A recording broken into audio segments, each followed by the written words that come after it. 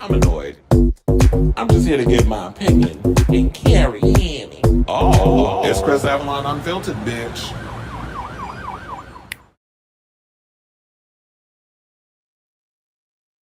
What's going on, everybody? Happy Monday, and welcome to a brand new episode of Chris Avalon Unfiltered, a show we basically talk about all things going on in celebrity news, pop culture, hot topics, all that good stuff. So if that's a show for you, definitely stick around because we have a lot of tea to spill today, including I got some tea on James Gunn talking about certain movies that he's not going to do. I got an update on The Authority, all the other stuff, so stick around for that.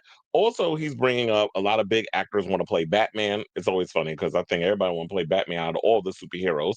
We got to get into a former WWE superstar who says he's in talks to play Jason Voorhees in I guess a Friday the 13th reboot. So does this mean we finally getting Friday the 13th off the ground? Because you know the rights behind that whole film franchise has been a hot mess for a hot minute, like literally over 16 years. So we'll get into that. Plus, we got to get into this whole Bad Bunny Super Bowl halftime situation. There's been a lot of discourse, a lot of backlash. Some people for it, some people aren't. There was some celebrities spoke out about it, regular people spoke about it. I haven't got an opinion on it, and I'm sure y'all do too. So I definitely want y'all to chime in on this conversation when we get around to it. Also, we have to talk about the lady of the hour, Donta, because she did an interview with Jay Shetty on his podcast. You know, he does a lot of really spiritual alignment videos and this, that, and the other. So she came up on there that she brought on her spiritual, like her Kabbalah teacher, and they talked about a lot of stuff. So we'll get into that whole story and a lot of revelations that I was like, ma'am, I did not know you was going through all of that. But she spilled some deep tea in this interview, and we're going to break that down. We also got to get into Selena Gomez getting married and you messy people over there on social media trolling Justin Bieber over it. Plus, Jennifer Lopez is divulging into saying that the Ben Affleck divorce was the best thing that ever happened to her. And this happened all around while she was filming Kiss of the Spider Woman. So we'll get into that. Plus, speaking of ex-husbands, did y'all know that her first ex-husband, oh honey Noah, is on OnlyFans? We're gonna get into that. Plus, speaking of messes, we got to get into this sneak peek that occurred about the whole Braxtons series and how Tamar, of course, is at the center of the drama regarding the niece and doing a podcast with her. And the fact of the matter, the niece coming out saying that one of her aunt's husbands was inappropriate with her when she was a kid. So, or did some inappropriate things in her presence when she was a kid. We'll get into it. I'll break it down. Plus, Tamar over here backpedaling in a recent concert she did. So I got all the clips, I got all the footage, I got all that stuff. So we're gonna bring that up. Plus, we got to get into Ghostface Killah's son, who was a homosexual and a good rapper, by the way. He eats down when it comes to the bars. I was gagging over two of his songs that he released. But we'll get into that and how he basically is taking a lot of the estrangement that occurred between him and his father and is channeling it in his music. We talked a little bit about Khalid's single, the video, the song has dropped. I have thoughts on it. Also, I wanted to get further into some of the people that were kind of going in on Khalid over now saying he want to be gay, it's too much. And even Destin Conrad, who's a pop act, an openly queer pop star, came out in defense of him. And we're gonna get into that story. Plus, speaking of abuse, Lucas Gage is opening up about being SA'd by a camp counselor when he was 11. So we're going to get into that. Plus, child, I got the tea on Austin Wolf. He's been sentenced, and I'm going to let y'all know for how long. It's going to be a while before Miss Mamas get out of prison. So stick around for that because that tea dropped literally, I believe, like an hour ago. So we'll get into that and a whole lot more before we get to that story and many more. If you could please do me a solid, if you have not already, hit that like button. If you are new to the channel, hit that subscribe button. Also, smash the notification bell so that way you know when we go live with a brand new episode of Chris Avalon Filtered. You already know after the live, I will be putting in the timestamps for those who come in for the playback and all that good stuff. Hold on, because I realized I left my thing open. And so, yeah, chill, let me see who's in here. Ooh, not oh shit. Well, actions have consequences. Oh, wait, hold on. Girl, why are you spilling the tea in the comments when it's literally in my headline and I'm going to do the story later on? Thank you for, you don't know how to edge people. It's like, I know the tea, I got the story. Um, ooh, hey, Sailor Mermaid. Like I said, I got the rest of my Halloween costume. Ooh, what you going as? Sailor Mermaid's in the building again. Hola Chismosa. Good evening. Cleveland's in the building here for not. I thought you was gonna say Lucas gagged, not Lucas gave. Hmm. Oh yes, the tea is definitely scalding. It's hot. Uh-huh. Yeah, I just love how people put spoilers up in here when I literally have the story. Oh, come on, steampunk. Lucas gagged. Okay, so I was correct. We here. But anyway, let me hit the banner and let's get right into the show.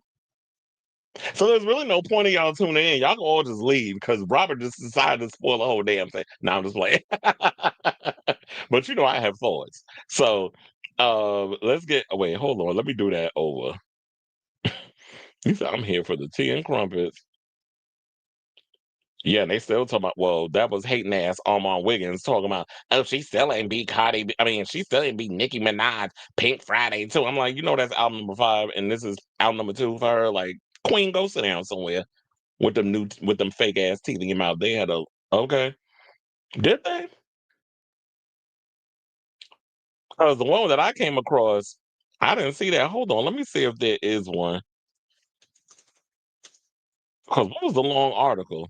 Oh damn, yeah, there's I see a lot. The Department of Justice put out a story, them.us put out a story. You know what? Let me open all of those and save those and see if they expand on the stuff when we get around to the topic. So I'll leave all them over. Oh, so you got the out one. It was like I already had the story, but of course I had to start late. Well, first of all, I had to eat. Then I was watching the for Lopez interview, and then because I was out earlier, and that Madonna interview, that was almost 2.5 hours. So that took a while for me to get through, especially trying to take all of what was going on in. So of course everybody got the tea. Hold on, let me look that one up too. Oh damn, there's a good story. Well, I'll save it for tomorrow because I seen the story of India Moore winning on Ryan Murphy. A friend of mine sent me that the other day too. So I'll save that for tomorrow because we'll have a whole lot more to talk about. You know, we can't just all put the homosexual news in one story. Stupid. Okay, so let's get into. Oh wait, hold on. Let me take this out because you know we live, honey. We always live and in color. Okay. Anyway, let's get into the story. Let's get into topic number 1. And let's talk about James Gunn, who is still out here talking instead of making sure that movies get made and getting and prepping for, you know, the other Superman movie and all that other stuff. But so you know, there's already been success with Superman. Peacemaker is doing what it's doing on TV right now, HBO Max, and they're saying that some of the stuff that's gonna transpire in Peacemaker, I guess in the season finale, will determine the outcome of Man of Tomorrow, which is the Superman sequel that apparently we may be getting Brainiac for. Which he hinted at, but didn't say. Child, don't tease me. Don't do all. Just tell me what the hell. He get on my damn nerves sometimes with the whole. Oh, I'm gonna tell you, but I'm not gonna tell you. But I want you to guess. I'm gonna put a little hint. I'm a little teaser, but you got to do the. It's like, okay, sir, you're doing too much. Like you trying to be Kevin Feige, but you're being annoying. But anyway, so in regards of all of that, he recently did an interview with Deadline where he was asked for an update on the previously announced movie The Authority, which will see Wildstorm characters join the DCU. The project was put in the back burner earlier this year, but Gunn confirmed it is still happening. He said there's someone who is a really good creator who talked to me the other day. Since Gunn used the word creator, does that mean The Authority is now a TV series? Who knows? Answered Gunn. I'm probably not going to do certain movies with characters who audiences don't know. It's harder to get people in the theater for that kind of thing. Because, sir, you know, if you have amnesia, but once upon a time, not long ago, you directed 3 Guardians of the Galaxy movies, and when the first Guardians of the Galaxy movie came out, I could have sworn majority of us did not know who the hell Star-Lord, Gamora, Drax, Nebula. I don't think we knew who any of them hoes was. So for you to sit up in here and try to be like, well, I don't know, it's hard to get people in the theater. I mean, are you thinking because people didn't go see the Eternals? The Eternals was interesting. The Eternals was boring. And it was also, it went on a little too long. So maybe that's why a lot of people didn't get into it. Or they thought maybe just by having Angelina Jolie in it, that was going to sell tickets. But people didn't care enough. And I do think, like, okay, Eternals was cute, but yeah, it was kind of boring. It's kind of like, you know what I was thinking about the other day? Um, Fantastic Four. Fantastic Four was so busy trying to be comic book accurate, y'all forgot how to actually have fun with the film. It was kind of boring. So maybe y'all will do something a little better when we see them in Doomsday or the next Fantastic Four movie, whenever that decides y'all decide to have that come out. So he also said that back in February, Gunn said the authority got messed with through all the other things that were happening, including Superman, and wasn't a priority at the moment. The script had a harder time coming along, he told journalists then, per Deadline. Often described as an edgier Justice League, the authority was originally created in 1999 as a black ops team of anti heroes, with members including the engineer, who is in Superman. So that could be a way to get her to come back and be in the authority. And the engineer was played by Maria Gabriela DeFaria, by the way. And they said they are willing to go to almost any lengths necessary to save the world with a much grayer moral compass than DC's biggest superheroes. Now, big screen names are also popping up on the small screen thanks to Peacemaker Season 2. Last week's episode, I won't say who was in it, but it's somebody from the Superman movie, but I'm not gonna say in case y'all didn't see the episode. I don't want to spoil nothing. So um now we have Supergirl's about to come out. That's gonna come out in June 26th of 2026. I actually like that name, that number, 6/26/26. It's a cute number to have a movie coming out. Um, but yeah. Now, in regards to the Authority, I honestly think that the Authority probably would work much better as a series on HBO Max or something or another. I would assume that it would be on HBO Max because if you could do shows like The Boys and Gen V, which recently just dropped, and so many of those other shows where you could do like these off kilter characters and you could really push the envelope and take risks. I think people will be more open to that as a series. And I actually think The Authority probably will work better as a series, a 10 episode series, rather than be a movie. Now, don't get me wrong, I would love to go to the movies and see The Authority, but it is a bit of a risk nowadays, especially with the way, like post COVID, how people see movies now. I don't think people are willing to spend the amount of because movies are expensive, concessions is even more expensive. So if your budget for this movie is gonna be 250 million, I can't see DC being okay, let's take a risk on a franchise of characters people really aren't familiar with. But I'm hoping that it gets made. I do think that we need different diversity and representation, especially when we have queer superhero couple that's in this franchise. So I'm here for it. But yet again, it does feel like, whenever y'all sit James Gunn down and do an interview, he's always giving us a bunch of damn nothing burgers. So I'll believe it when I see it. I hope they can figure out a way to get it together in regards to the authority because I do feel like we need some different stories that should be told. And I know some people have a problem with, any kind of diversity. Well, get the fuck over it because clearly you're not a comic book fan if you've never seen that there's always different types of characters that get representation in the comic book world. Characters get changed up all the time. We need to see those on the big screen and the small screen as well. So if you got a problem with diversity, go argue with your mammy because we don't want to hear it. So anyway, I say all this to say, what do you guys think of this story? Do you think that we could be getting the authority? I don't know when it'll be anytime soon, but I do think that maybe down the pipeline it could happen. But I just hate the whole teasing. I hate the it could be a series, could not be a series. Could like stop with the vagueness because that's the one thing that I've noticed that makes me want to smack. And I like James Gunn, but sometimes I want to knock you upside the damn head because you be doing too much with the little gray area, vague type of answers. When you just sit down and do these interviews, if you don't have anything down the pipeline, if you don't have stuff cooking, if you don't have any kind of idea where you want to go, then just shut up until you have things coming out.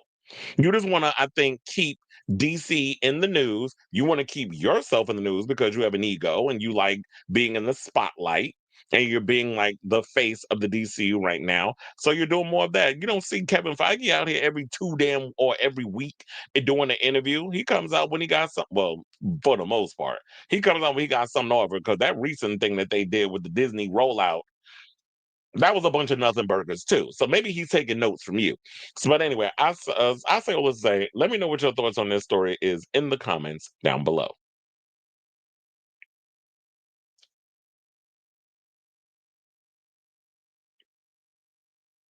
James Gunn did an episode of Big Brother. Why? Every time they try to bring in Brainiac, it's been a disaster. Like, not even, let's not bring up Superman 3. That movie was bad. What's that one with Richard Pryor and John Cryer? Oh, no. When he kept doing that, like he was a Valley Girl. And then, or was that Superman 4, The Quest for Peace? Because that was a terrible one. The sun superhero, whatever. And then Superman had the flu. I'm like, what? I can't believe I remember that one. Nobody knew who the F. That's what I said. Nobody knew who the fuck the Guardians of the Galaxy was. Now you sound like just like you lying through your damn teeth. Oh, you really think people got amnesia? Brainiac was Injustice too, but that was just so. Well, yeah. Well, look, video games. I guess they're gonna say it don't count. We need it like in an actual movie. He was the main villain. Never considered Authority as a show, but I can see it. DC would have its version of The Boys. And yeah, now that The Boys about to end its series, thank God, because none of those characters are likable. It's time for something different. And plus, you know what was also a hard movie to make? Watchmen, but it got made. And I read that damn graphic novel 3 times before I seen that movie because I loved it that much.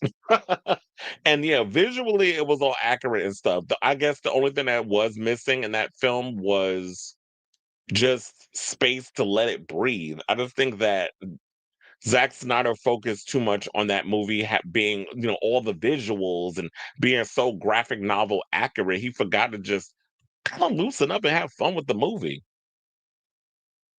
As long as they have Apollo and Midnighter have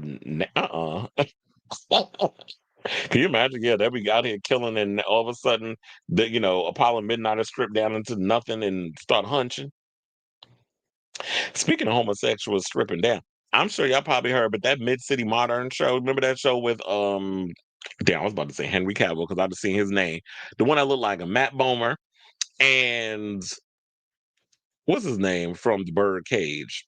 They canceled that show after one season, which I kind of felt like Nathan Lane. I kind of felt like they were going to do that because I was like, it was one season. They dumped all 10 episodes on Hulu, and I watched it. It was cute, but it wasn't funny.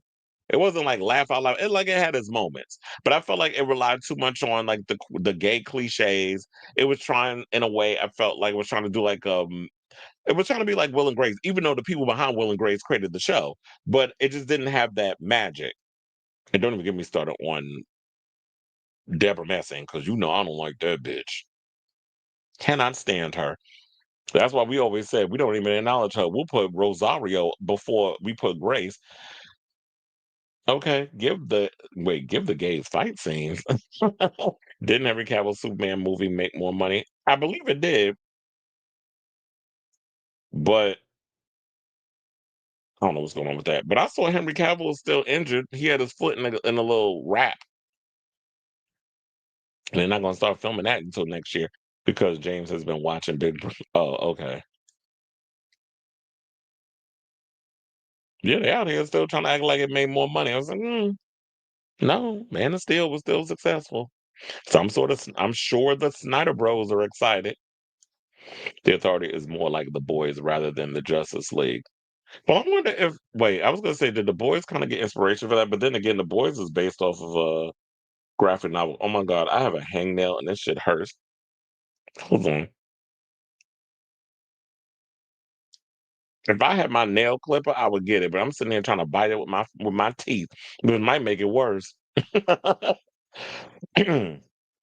Anyway, yeah, I got to see me do my rip out hangnails and stuff on the live. Okay, so now we have more James Gunn news. So he also said that apparently there is a lot of big actors who want to play Batman the Brave and the Bold.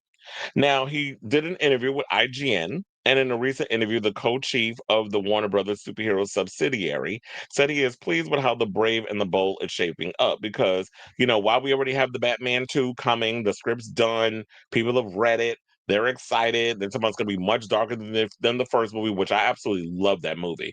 I mean, it might be blasphemous to say, but besides The Dark Knight, I have to say The Batman is literally one of my favorite Batman movies to come out, even surpassing, eclipsing, I'll say, Christopher Nolan's Batman. I know that may be blasphemous for some people to say, but I don't know. Christian Bale kind of irritated me as Batman. I hated the little voice he did when he was trying to like shut up. You were annoying me with that voice. I Dark Knight Rises was annoying, a little too long for my taste. I liked Bane. He was good in it, and I liked Anne Hathaway as Catwoman, not as much as I like Michelle Pfeiffer. Michelle Pfeiffer will always be my top Catwoman because she's my generation's Catwoman. That's why I always be like, that's the first Catwoman I've seen, so she's always gonna be up here, at the pinnacle.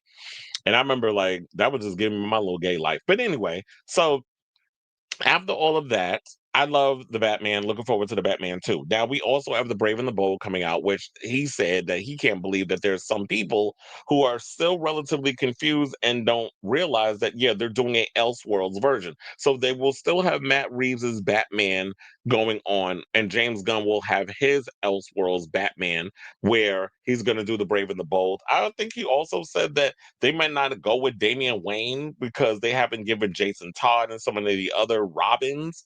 And I'm like, huh? So why are we going straight to the Brave and the Bold if you haven't even built up, like incorporating your Robins in some sort of way? Just do the Brave and the Bold as intended. I hope you're not going to plan on trying to come in and change up.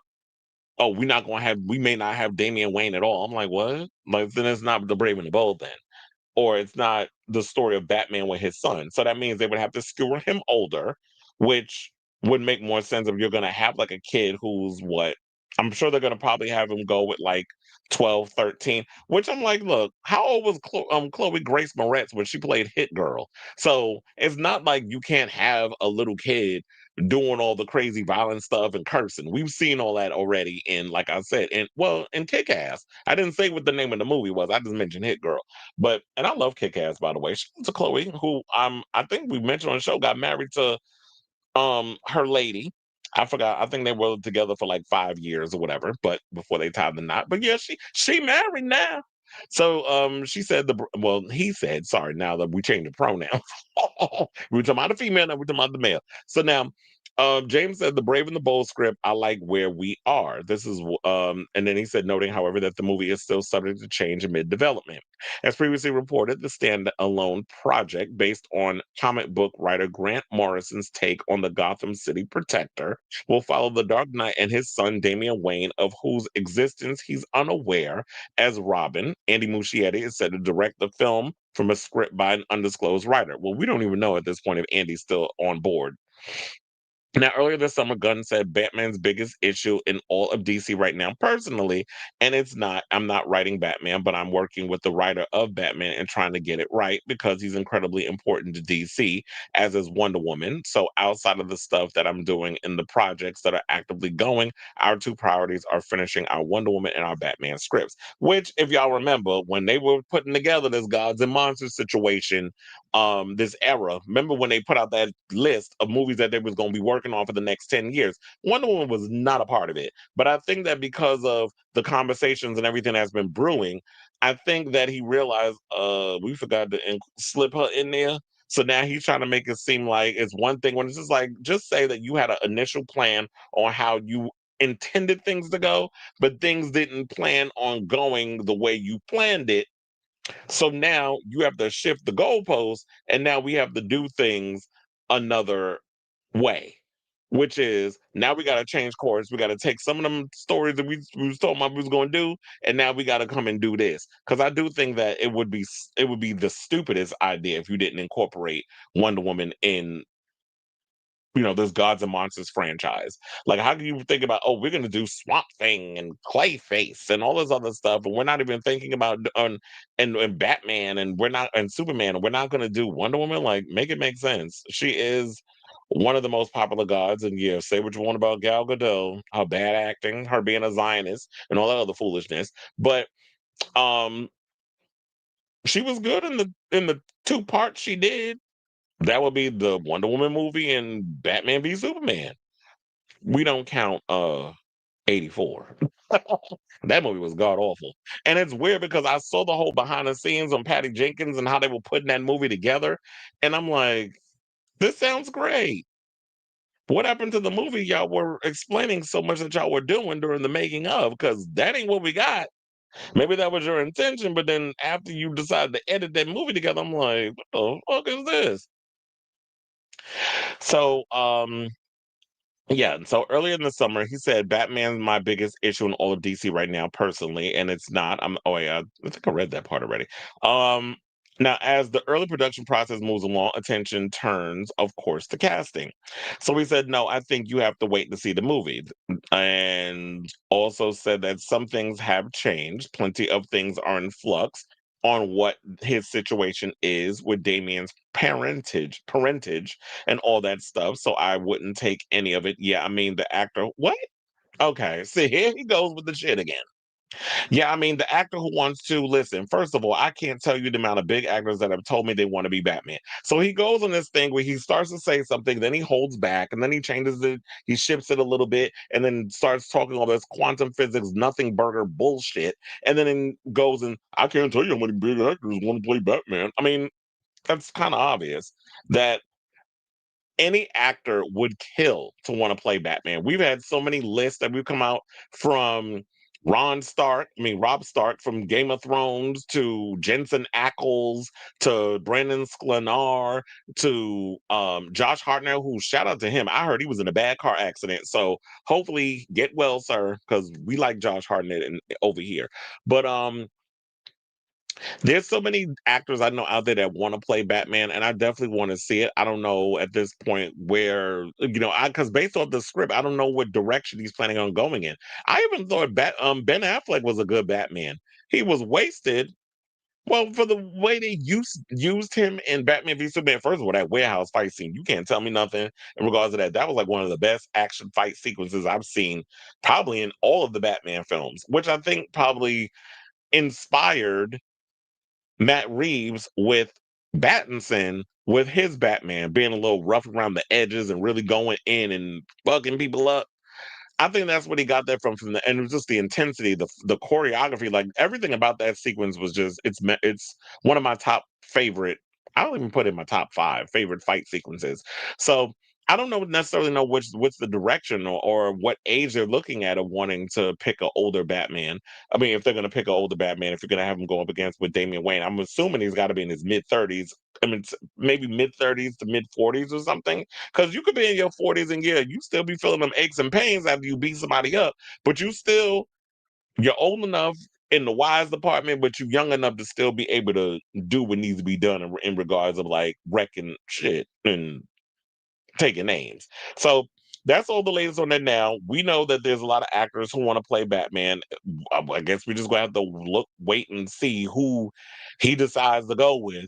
But like I said, if the script is still coming along, if y'all don't have anything in the cooking or whatever the case is, why are we consistently just talking about stuff and then with the conversations is not anything, no new revelation. You just drop a little something and then of course, like us with on like a cat on catnip, we just run with whatever little crumbs he gives us and we talk about it on our show.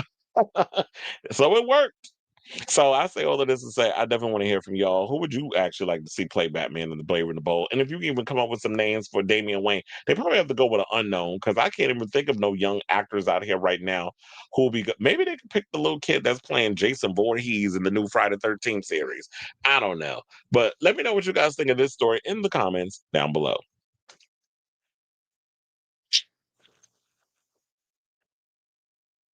I might have put too much ice in there. I'm like, wait, why am I not getting no water? Okay, let's see what the people are saying. Ever since the new Superman came out, the fans of the actor who's currently playing Superman keep throwing shit. Did he? Oh wait, you said ever since the new Superman came out, the fans of the actor who's currently playing. Yeah, I don't understand. I don't understand it because just like when we get on the Snyder Bros for doing the trying to those stuff that they were doing towards the new Superman, I'm saying let's give it a chance. Same thing goes for the David Corn Sweat fans. Like if look, he's a new Superman. Be glad that he's a new Superman. The movie did what it did at the box office. I heard it's doing really well on HBO Max and that sort of thing. If you haven't seen it yet, that's where it's playing. But the whole consistently, oh yeah, let's go and pick on Henry Cavill. Henry Cavill done moved on. Like I said, he's about to play Duncan MacLeod of the Clan MacLeods in the new Highlander movie once he stops injuring himself. That's going to get up and start shooting next year. And shout out to Russell Crowe because I was worried because he's supposed to be in that movie too. And I was like, I hope he ain't out here still eating the whole damn cornfield. No, sir, he lost weight, a lot of weight. I mean, if it was Ozempic or whatever, okay, that's great. Or he hit the gym because if you're gonna be up in there with 8711 and all of them, Chad Stahelski, the people that train for John Wick and all that other stuff, if you're gonna be up in there dealing with these people, oh, you got to be in the best shape if you're gonna be doing a lot of that action. Get my precious number. Roy boy Alan Ritson his Batman toys. I mean, I guess it would be good. Give me the stone, or my favorite, Kal-El. No, I'm glad you knew we was talking about Gal Gadot's horrible act. I seen one post. I don't know if it was a meme or a tweet. Somebody said Erica Kirk got her acting lessons from Gal Gadot in her shows. When I saw that, I cried, I died, I did all the things. And it could be because, all of a sudden your husband ain't been, body ain't whole yet. And you out here cackling on a dating site, trying to take over his podcast. I'm like, I better check her record. She probably did it. They always say when the husband go, check the wife. Anyway, let me see. Where are we going now? Let's move on to the next topic. Let's get into some Friday 13th news. So look, tomorrow officially begins October. I'm sure this is a time where everybody likes to jump in and start getting into the whole horror thing. Y'all already know when it comes to me and horror films, that is my genre, that is my zhuzh. I watch horror movies all year round. I usually watch horror movies to put me to sleep. That's how crazy. Something ain't right up in this brain of mine. If I could sit and just watch all kinds of horror movies. I know The Strangers came out this weekend. I didn't even see how well that did at the box office. If somebody go find that out, let me know. But I heard the movie was trash. I heard it was even worse than the first one, which is why I didn't rush to the movies to see it. But anyway, so Friday 13th, all of them, I believe, if I'm not mistaken, is up on Paramount Plus. So if you want to watch it, you can go over there and watch it. I love the Friday 13th franchise. We do have a series coming with Linda Cardellini. They're doing it over on Peacock, I believe. And I believe I don't know when it's coming out. It might be coming out next year. But anyway, saying all of that, there was a former WWE superstar who did an interview with Collider. His name is Braun Strowman, and he basically revealed that he's in discussions to don the horror character's iconic hockey mask. So let's get into him. That's a big man too. I heard he's 6'7".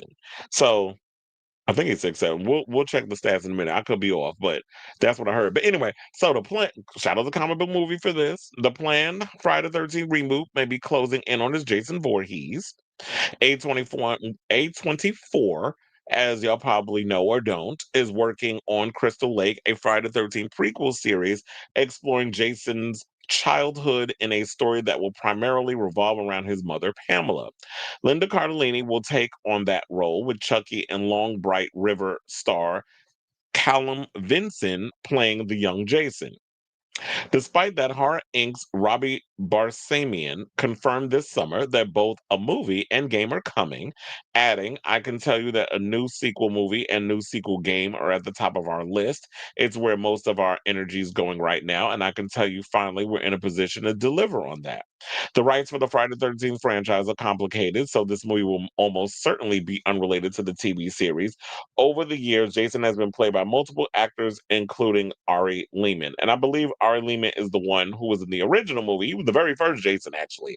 He was the one that, while, Alice is in the boat, and the music's playing, all the little crazy music that's playing, and we're thinking, oh, we could just relax, and all is over, and she done chopped off Pamela's head. Then all of a sudden, and then you got Jason jumping out of the water, looking like the swamp thing, and pulls Alice in the water, and then she wakes up in the hospital, that whole thing. So that's Ari Lehman. I know I just got dramatic. I just did a whole acting sequence. But yeah, that was that iconic scene. But anyway, so now, others who have, or like Lehman sometimes haven't, donned the iconic hockey mask in the original film include Warrington Gillette, Steve Dash, Richard Brooker, Ted White, Tom Morga, CJ Graham, most iconically Kane Hodder. He did him for a couple of films. Ken Kersinger, who I believe who played Jason in was it Freddy versus Jason? I think he was in that one where Kane, he said it in many interviews. He was upset because he wanted to play him in that film, and it just didn't happen because he and Robert Englund are were really good friends long before before he played Jason and before Robert Englund played Freddy Krueger. And Derek Mears played him in the last Friday the 13th movie that we got, which was I believe 16 years ago, the one with Jared Padalecki, which I actually liked that one. It was a little darker. It was what's his name's production company was behind it. Oh my god, what's his name? Michael Bay. Michael Bay had, I can't remember the name of his off the top of my head right now. He had a horror movie production company that was making a lot of the remakes. They did the Friday 13th one, they did the Texas Chainsaw Massacre, and it kind of had this gritty, what is it, like a documentary type of sheen that kind of went with it. I kind of liked the overall tone of those films. It looked a little white trash. That's why I kind of liked it. So, and I like Friday the 13th, the first one. I mean that last remake, and and I think it did relatively well. Just don't understand why it took so long for them to make a sequel. So now they said that has New Line found the new Jason. Now talking to Collider via fearhq.com about his role in Deathgasm 2, Gorgmageddon. Former WWE superstar Braun Strowman, who now goes by his real name Adam Scherr, started by confirming that he wants to star in Friday the 13th and would gladly shave his beard off to play the character. However, there's seemingly more to it than just sharing his dream. There may be some talks about it with people that I know at my agency, is what the pro wrestler confirmed. If we could ever get anybody to get back on the same page and allow the things to work, I might be the next Voorhees. Now, Jason needs to be a formidable presence on screen, and at 6'8", Jesus. Oh, I was close enough. I think I said, what did I say? I said did I say he was over 7 feet? But anyway, he's 6'8". The 42-year-old Cher has all the makings of a truly terrifying version of his iconic horror character.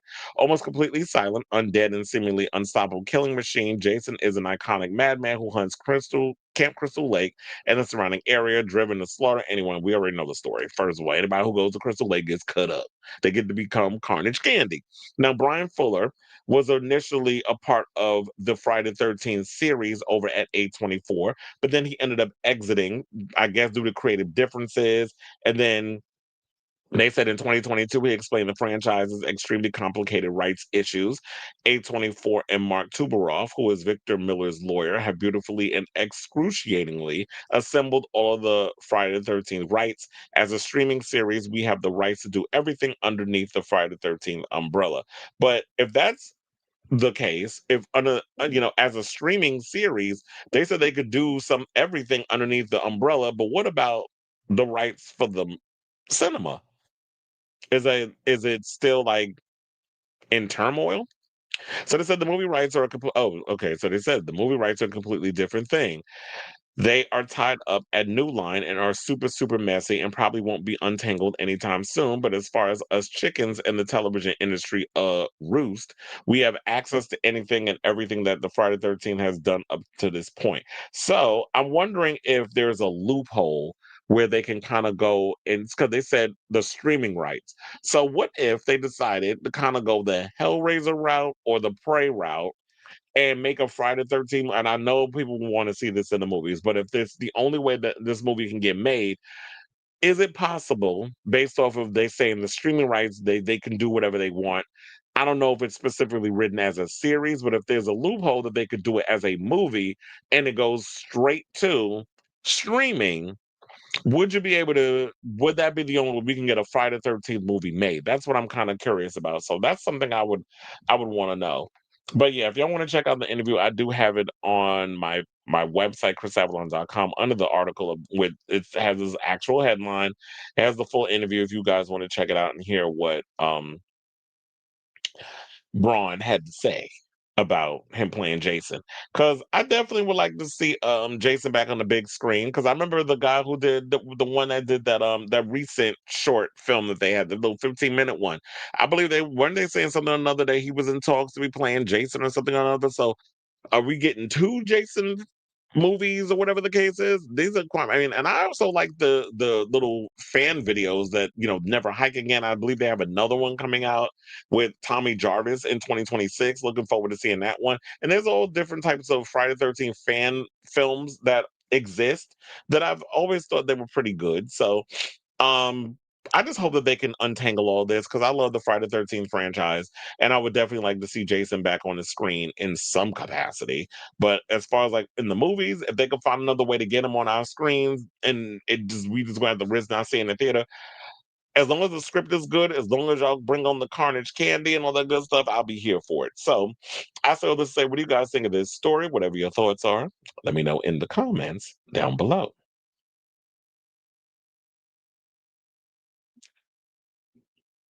Why are there no gays in horror movies? You're a mess. They said they need to make a new Nightmare on Elm Street because that. Well, we are getting a new Nightmare on Elm Street. It's called Black Phone 2.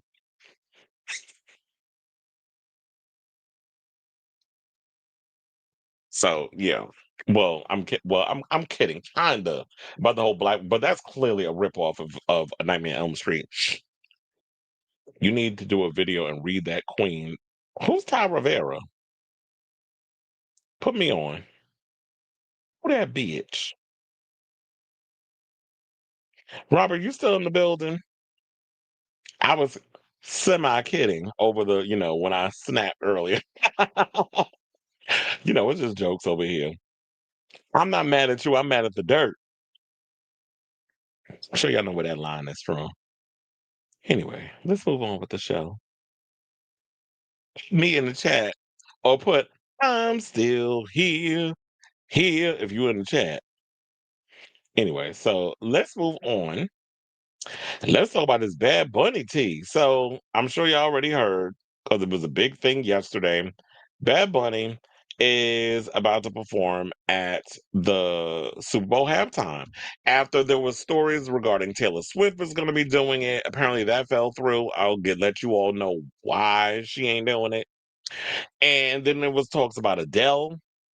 I didn't honestly think Adele was a good idea because I was like, as much as Adele has a great voice or some cute songs, it ain't something I want to see on a big stadium type of setting. I don't want to sit up there to my senate, say hello to my lover, or however the hell that damn song go, or sing it hello from the other side. I'm tired of this motherfucker getting in my face 1,000 times, however the lyrics go. It's like, I don't want to see all of that. That's like some torch song shit. So I want some razzle dazzle. And then I had somebody on my page that was annoyed because he was sitting up there talking about, oh, he's a clout chaser and he don't have no talent. And why you going? I'm like, so tell me you don't know about about Bad Bunny based off of some of the stuff you saying.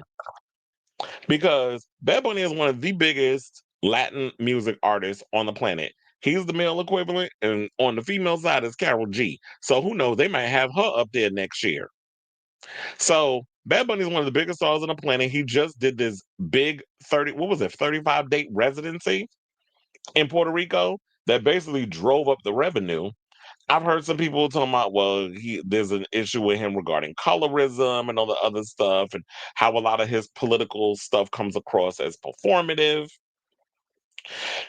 But nevertheless, let's get into the story. So, according to Rolling Stone, the Puerto Rican superstar was confirmed as the headline act for the grand sporting event during, and this was yesterday when the story came out, Sunday, but during the Green Bay Packers and Dallas Cowboys game, that's when it was announced.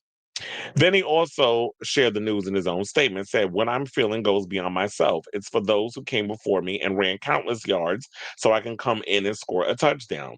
This is for my people, my culture, and our history." And also said it was for his grandma and a bunch of other shit. So, um, Bad Bunny also, the booking is a decision of Jay-Z's Rock Nation, which is helming next year's halftime show. And some people said that he's good friends with Jay-Z. So it's just like, okay, we see. Is this a way for him also to kind of push this out there? Because, he had to suffer that blow because Nas got his casino happening in Queens and he didn't get his in Midtown Manhattan. Well, Times Square, I guess, would be considered Midtown. It's the center of everything. Remember when Madonna said, "Take me to the center of where it's all happening," and they dropped her off in Times Square with $35 in her pocket? We know the story. So the Super Bowl halftime show will be held in San Francisco's Levi's Stadium on February 8th, meaning Bad Bunny will need to visit the U.S. after leaving the country off his world tour. And then also they went up. So one of my another friend on social media was like, "Why y'all got him performing in February during Black History Month? And he not black." I'm like, here we go with these little high yalla. Because this is what I don't get about you light brights, and I know I am one too, but I hate the ones that try to overcompensate when it comes to they clearness because they want to show how black they are. It's like, sir, if you feeling insecure about where you fit in as a black man, that's something you need to work out with you, your pastor, and your spiritual advisor. But um you don't get to determine a person of color the level of blackness. I have Puerto Rican members of my family who acknowledge they black side. I don't necessarily know where Bad Bunny stands on a lot of, things. He always talks about his culture and all the other stuff, but this whole gatekeeping of who people should be performing on what day and who black enough, who not black enough. There's been many white folks that have performed at the Super Bowl when it's always been in February and it's not been a problem before. But now because it's Bad Bunny, all of a sudden now everybody want to come in with these discourses about who's this whole colored discourse, I guess is what we could call it. Like, get off my line with the performative bullshit. So the singer recently revealed his decision to was tied to the Trump administration's recent mass deportations targeting Latinos. When asked if his decision was out of concern, he said, "Man, honestly, yes." And this is around the time when he didn't do the tour here, which I believe is like this had me of two minds. I'm like, so you won't tour the U.S. because you worried about ICE, but or being outside your concerts and trying to round people up. Which I wouldn't be surprised if they did, if they would do that, because I saw a recent video of a bunch of fat, out of shape ICE agents trying to chase down a delivery man. They were like, "Get him." First of all, this is why I always say it needs to be a requirement for y'all to run on a goddamn treadmill before y'all take this position. So I'm just trying to take stuff because you get y'all bonuses, whatever the other crap that this administration is promising you. To rounding up, Latinos like they're a bunch of damn they're the new slaves, basically. Because this is all a business to these government officials. That sidebar, I was hearing stories that the Democrats have been secretly helping Trump in a lot of his stuff. This is why I go in on both parties because they're not innocent in any of this. And the fact of the matter is, y'all try to be well. If we had no, they ain't no different. First of all, they do their shit with a scalpel, while the Republicans and the Trump administration, the new Republican administration, does things with a wrecking ball. So y'all want to sit with them rose-colored glasses and blinders on? You keep it on. But both sides, two sides, they worship the same master. They do. Both of them. Both Biden administration, all them Democrats over in them centrist corporate Democrats and the Republicans, they all worship the same people. Anyway, so he said that he don't want to. But you gonna come here and do the Super Bowl? You don't think there's gonna be some Latinos that show up to the Super Bowl just to see you perform?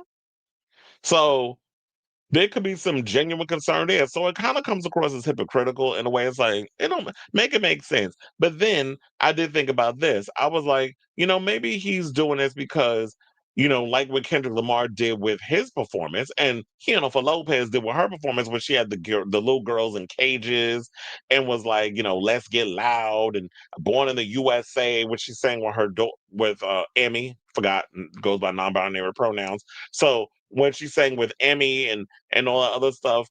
Um, he could add a bit of political flair. This will also be the first time we've ever had someone who performs at the Super Bowl entirely in Spanish. He doesn't. None of his songs are in English, which I love the fact that Bad Bunny never had to compromise his Latin excellence like so many others had. Gloria Estefan, Shakira had to learn English in order to cross over into the Anglo market in America, and that was like in the 2000s. For Lopez, Mark Anthony, all of this during the Latin explosion. Ricky Martin, like there was so many others during that whole Latin explosion that we had in the I was about to say 1920s, in the 2000s, because this was the turn of the century. Remember, we all thought the world was gonna come to an end once 1999 went to midnight. That was the cackle for me, and it was like, oh, so nothing happened. The power didn't go out or nothing. It was literally like that "Waiting for Tonight" video with for Lopez. We all thought the world was coming to an end. It didn't, obviously, because we wouldn't be here if it did, right?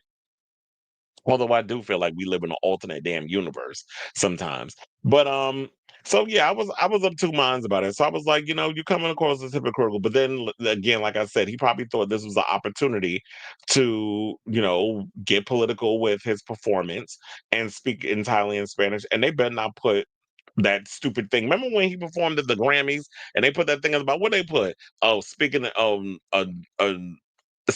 another language or something, and they dragged CBS for that best. Now, if they do that again, just put it in Spanish up there. And if you don't get it, then that's fine. If you don't speak a different language, one of the things I love about music is that music is all about a vibe. It's about a feeling. It's about emotion. It doesn't matter which language it's in. If you feel the music, then that I feel like that drags you in. But then there's all the racists, all the idiots. Well, I'm not going to understand. I'm going to need subtitles. Well, it's not my fault you didn't learn more than one language because you're too stupid to comprehend stuff. So, but then again, let's get into what some of the people were saying.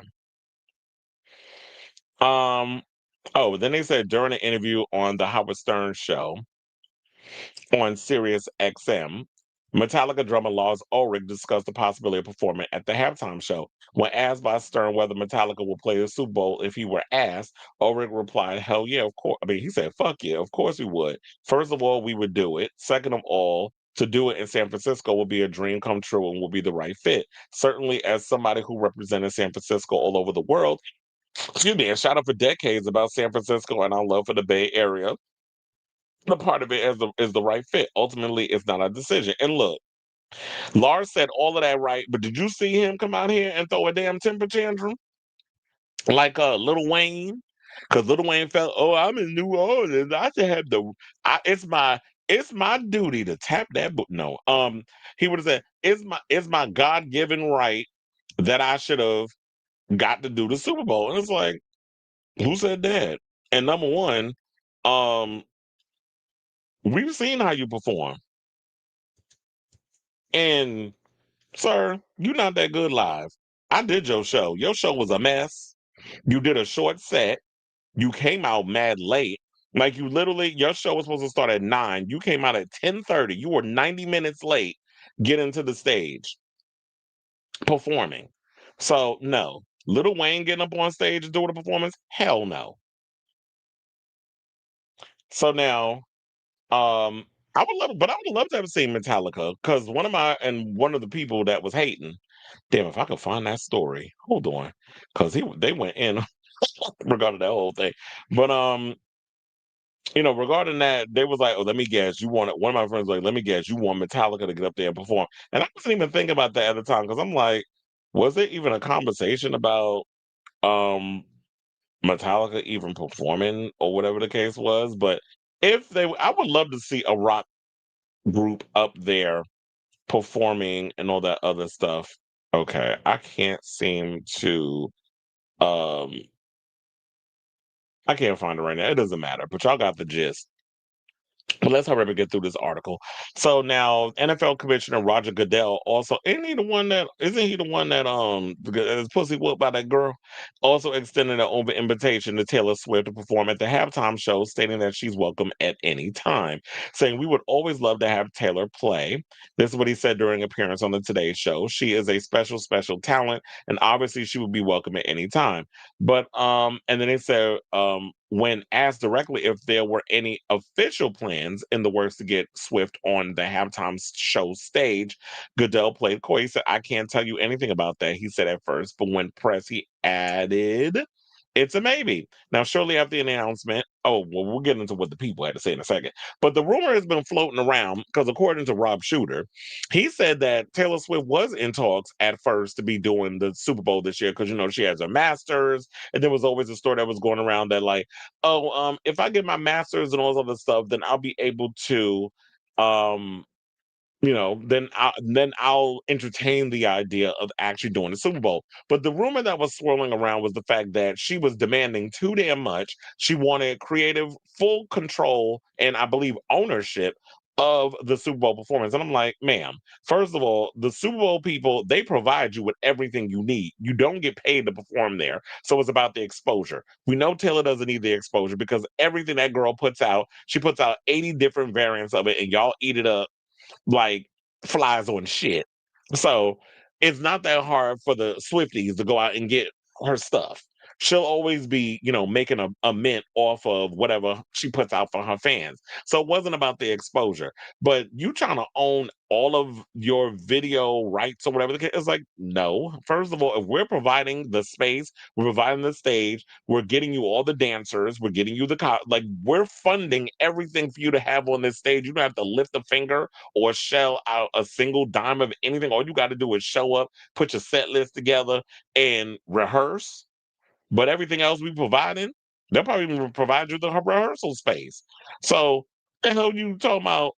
I want to own the perform. No, if I ain't let Madonna, Beyonce, Katy Perry, Lady Gaga, Michael Jackson, even though he dead, and all the other ones own it, why the hell would I let you own it? You ain't nobody special. And that's the problem I have with Tay Tay. She too damn greedy for her own freaking good sometimes. And we get it, you know your worth, and nobody's hating you for not knowing your worth. But sometimes you got to be able to be like, relax a little bit. Everything always got to be up under your damn control. Because even when you think you have it under control, you don't. Now, the people, let's get to what the people are saying. So, one fan on Twitter noted, because we don't know X over here. Bad Bunny is a Latino. Speaking of Taylor Swift, they call her the Latino Taylor Swift, highlighting that there wasn't much to worry about in the win-win situation. Another person explained he didn't perform in the States because of concern of ICE being outside of his 30 plus locations with his predominantly all Hispanic fan base. He's performing at the Super Bowl, which is attended by mostly non-Latinos. Why isn't this clicking for y'all? I mean, Latinos like football. I mean, they like soccer too. They might like soccer a little bit more. That the other football, but they like football. But I think they were like they're more or less into baseball and soccer. Now, undocumented immigrants are not going to be at the Super Bowl with ICE camping outside to arrest them. He didn't tour here because his Spanish-speaking fan base would want to see him, and naturally, that would make his concerts an ICE target, not the Super Bowl. Someone else reiterated. One more wrote. He's going to sing in Spanish at the most American event in the current political climate. It's clearly an intentional message, which I'm here for the intentionalness of it. And I already know Trump is going to be seething mad. But right now, he's busy fighting with Ariana Grande, who read his ass down to the floor over on Instagram. So he's fighting with Ariana Grande. He's out here, trying to throw tariffs on the movie industry. He's just bored because nobody likes him. Not even his own wife and his damn kids. They just put up with his ass and they're just waiting for his ass to croak. But so that way they can just lather up and bathe in all his money. Now, Jennifer Lopez, let's get into what the celebrities had to say. Basically said, now it's your turn, Bordy Gang, let's go. So, and showed a picture of them at when she performed at the Super Bowl. Because remember, when she and Shakira performed the Super Bowl, they did bring out Bad Bunny. He did like a little guest thing. Now, speaking of Shakira, she also posted, "Welcome to the Super Bowl stage," and then put "Aquí va mi gente latina." "Aquí va mi gente." Anyway, and so then other stars also hyped up his set with a bunch commenting on his social media announcement. Jelly Roll said, "From WrestleMania to the Super Bowl, you inspire us all." And Diplo joke, "Can I get on the guest list?"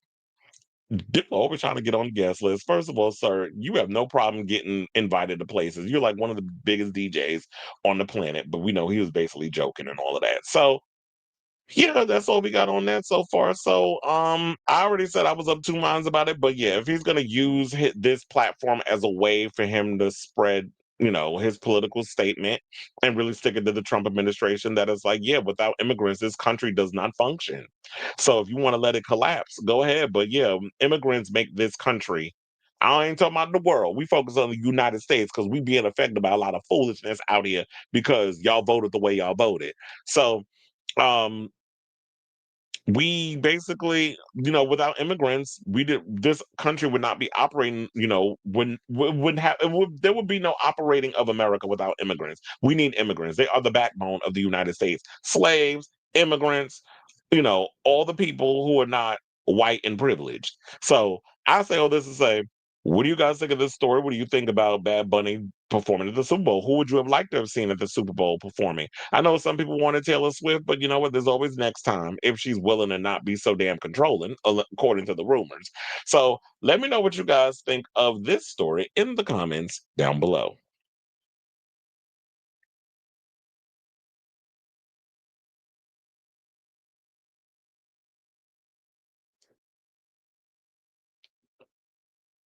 Oh yeah, we read that one already. So you said the queer MAGA YouTuber. Oh yeah, I need to check out who that mess is. I might know who that is. Trump will have ICE drag him off the field. First of all, they can't touch that man. That man's a superstar. You want to start a riot in this country? He'll get a good Latino viewership like Hannaford and Shakira did when they did that. The Dems helping out Trump. I'm sure. Okay, they've been helping him out. I mean, first of all, with APAC Shakur and the humpback Schumer, basically just sitting on their hands, only sending out strongly worded letters. You already know that they helping them in a lot of ways. Music is universal, yes it is, and for the you ignorant people out there to not understand that, that's a you problem, not a me problem. Love this for him, even if I don't listen to his music. I just wish Shakira got a 14-minute. That part. I would have loved to have seen Shakira get her own situation, and I would have loved to have seen, as much as a lot of y'all don't care for her, I would like to have seen Jennifer also get her own little situation because she performs now. And I think she could have done the Super Bowl by herself. I just don't think that whoever was behind it, probably Jay-Z, they didn't trust that both of them had the commercial impact that they have. I mean, I guess Jennifer doesn't because she's focused so much on her acting and not the music per se. Yeah, we know Soul Glow. That's Soul Glow perm. Is it bad that I'm a Latino and that can't name three Bad Bunny songs? Look, there was people online talking about he only got two songs. I'm like, Bad Bunny has a lot of songs. He's put out a lot of music. How many albums did he put out? Like six, seven? He's put out a lot of records. And his recent album that came out this year, I should have taken more photos. That was a big hit, very successful tour. Well, he hasn't gone on tour yet. The residency was successful. The album was successful. There's just a lot going on with that. Um, but no, I don't think it's bad. Not everybody listens. Not every person listens to because you say is it bad? It's not bad that everybody don't listen to Bad Bunny. So people have what they like, and not everybody is got to be into the stir. Oh, I gotta like Latin music because, or I gotta support Latin music because I'm that race. There's black people that don't listen to hip hop. They like their R&B. So, but yeah, there's some people out there that's like, oh, I don't know now. I only know like two songs. Anyway, let's move on to somebody you do know, and you could probably name more than three songs. Let's talk about Santa, who recently did an interview with Jay Shetty for his podcast. which is called oh my god, what is the podcast called? On Purpose with Jay Shetty.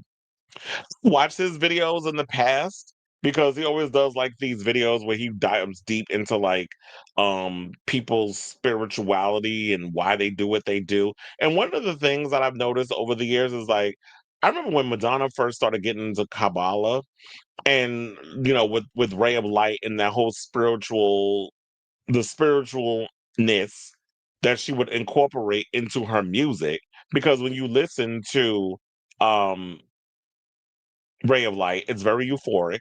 There's a lot of spirituality in the lyrics, in a lot of the way she sings, in a lot of and I've always been one of those people that have been relatively inquisitive. Like I've always asked questions in regards of, when it comes to why are we here? What is my purpose? I'm still trying to find. I think my purpose is to like spread joy and give them and be the messenger. Hence why I think it was intentional. The universe probably spoke to my mother to name me Chris, because Saint Christopher is he was the messenger. So me always delivering the message, I feel like is kind of like my purpose in this world is to spread, messages and things of what's going on in the world. So I figured out a bit of it, but it's got to be more to what my purpose is in this world. And I'm sure there's got to be other people that have had these questions that they've wanted to ask of themselves. It's like, why am I here? What is my purpose? What was I put on this earth to do? You can't just be thinking, oh, I was just here to just be coasted in life. Because I'm like, that's what you think that you're here for?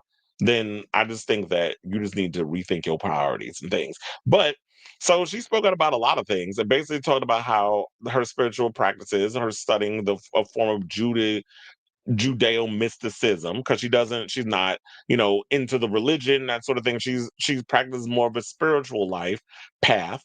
And that's kind of how I am too. Like as somebody who, like her, grew up Roman Catholic, I don't practice that religion. I've taken more of a spiritual path because I feel like you can become more in tuned with the light and the energy of the world because I've always noticed that when I manifest and I channel and into that light and I bring things up, that all of a sudden it happens. Like I could be thinking about somebody and literally the next day they'll call, or I could have and like I just kind of feed off of people's energy. So I definitely get into that. And then also, first of all, before we get into the stuff she said, Madonna, bitch, you look good. I could not stop looking at her. I was like, she looks good. She looks youthful, money well spent on, all of this. The mug, snatched. The body, snatched for the gods. So Madonna was looking good. Don't mess that face up. Mm-mm. So whoever your doctor is, oh, I give him a raise. But I mean, that's no shade. I'm just saying because she's 67 years old. You already know, like, she has to find ways. Y'all always want to talk about. Oh, people need to age gracefully. Mm-mm. Because the minute they try to age gracefully, here y'all come with the ageism comments. Oh, drop dead grandma and all that other mess that y'all be out here saying. So yeah, she looked good. The lighting made her. I ain't gonna say it was the lighting because I was watching the face. I was watching everything, and she looks like herself. So I guess that routine that they was mentioning in the gossip blogs definitely was working. So now that we can get all the vanity stuff out of the way, she basically was saying like you need to be spiritual to be successful. Success is having a spiritual life, period. She said, I wouldn't be here if I didn't have one. Now, the pop icon also explained that her journey began in the 90s, the mid 90s to be specific, shortly after she gave birth to Lotus, her first child, and then basically said that her discovery of Kabbalah in 96 became a turning point in her life, saying, what have I done for others? That's really the only way you could be successful in life, stressing that her purpose has always been to reveal light in the world through her work, saying, I want it all, but I want it for the sake of sharing, not to keep it for myself. And I do remember that when she was starting on the early part of her career, she did say that she focused so much on wanting to be somebody because she grew up dirt poor. Her growing up Roman Catholic, she would ask her father questions. He was like, "Oh, that's because that's what it is," and kind of being like trying to shut her down immediately. And I'm just sitting there like, I want to. I've always been somebody that's been relatively inquisitive, which I know irritated the hell out of my parents. So I think also that was another thing that gravitated me towards Madonna a lot when I was growing up, is because she was always somebody out here who was not only pushing the envelope, but she was also questioning society and the world on why things are this way, and they don't have to necessarily be the way society. Oh, because it just is. I cannot stand when people say that, because then I'm like, okay, now I gotta go and figure out why it's like that. Why is the sky blue? Why does this ornament look the way it looks? Why did they design that the way they designed it? Why did you make this choice when you were doing this, this, this, and this? And then she also said something that which I could definitely relate to, where she was like, I was once a slave or victim of other people's opinions of me. But over time, she embraced her individuality and that she doesn't fit in. She said, not fitting in is what saves you. And I totally agree with that, because there was one, a person. That person would be me, by the way. Once upon a time in life, I always try to find ways to be like, I need to fit in with this one, I need to fit in with that one. But I've come to learn, and I think it comes with, I won't say that it necessarily equates it with queerness, or maybe it does. I don't know. But I mean, queer does mean unusual and unique, right? So I've always felt being different and being unique is a superpower. So I lean more into that. And when you lean into that, that's where you will find your own tribe instead of you trying to create your own tribe. Because all through my life, I was a floater. Like, I floated around in different groups and all this other stuff, but I always gravitated towards the misfits and the punks and the goth kids and the people that were unique and different and stood in that. And when I started hanging out with those people, that was when I kind of felt like I had found a sense of who I was and my sense of purpose in the world. And when it takes a while for people to find that, but I didn't find that tribe until I was in my 20s. Like, when I was in school, I did what I had to do to fit in. But as I got older, it was just like I just didn't give a shit no more. I had that a little bit of that insecurity in the back of my mind, but it's like you have to learn to work through that. But she also went on to say spiritual wisdom is not helpful when everything is going your way. It's helpful when you're challenged and when you're happy. It's helpful to remember that at any given time, at any moment, it could be gone. So don't take it for granted. Have humility. Radical acceptance is just accepting what that is happening, that what is happening to you is meant to happen to you, and that you're going to be okay. And I totally agree with that, because I've always felt like whenever bad things happen to me, I always felt like, oh my God, it's the end of the world. I just want to die. Like, you know how we get all dramatic. But then you come to the realization that, you know what, everything, I don't know where this came from, but it was just like a mantra of like, everything that happens to you happens for a reason.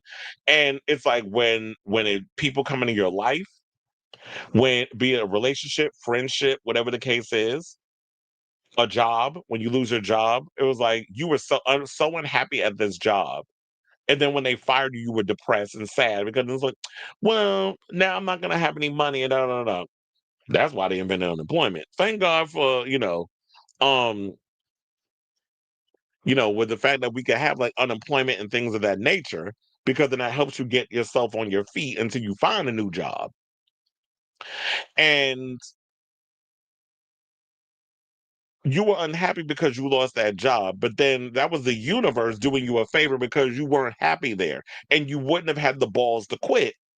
So the universe turned it out in a way that it was like, oh, you got to get fired because you don't have the wherewithal to walk away from this job and be like, you're not happy there. So the universe had to force this situation to happen. That's the way I look at it in regards of what happens to you happen in that situation. And then I do believe that when things happen, if you don't understand that thing that happened, the same thing will continue to happen until you understand why this is happening, until you've taken that in and be like, you know what, there's a reason why this happened, and you learn the lesson.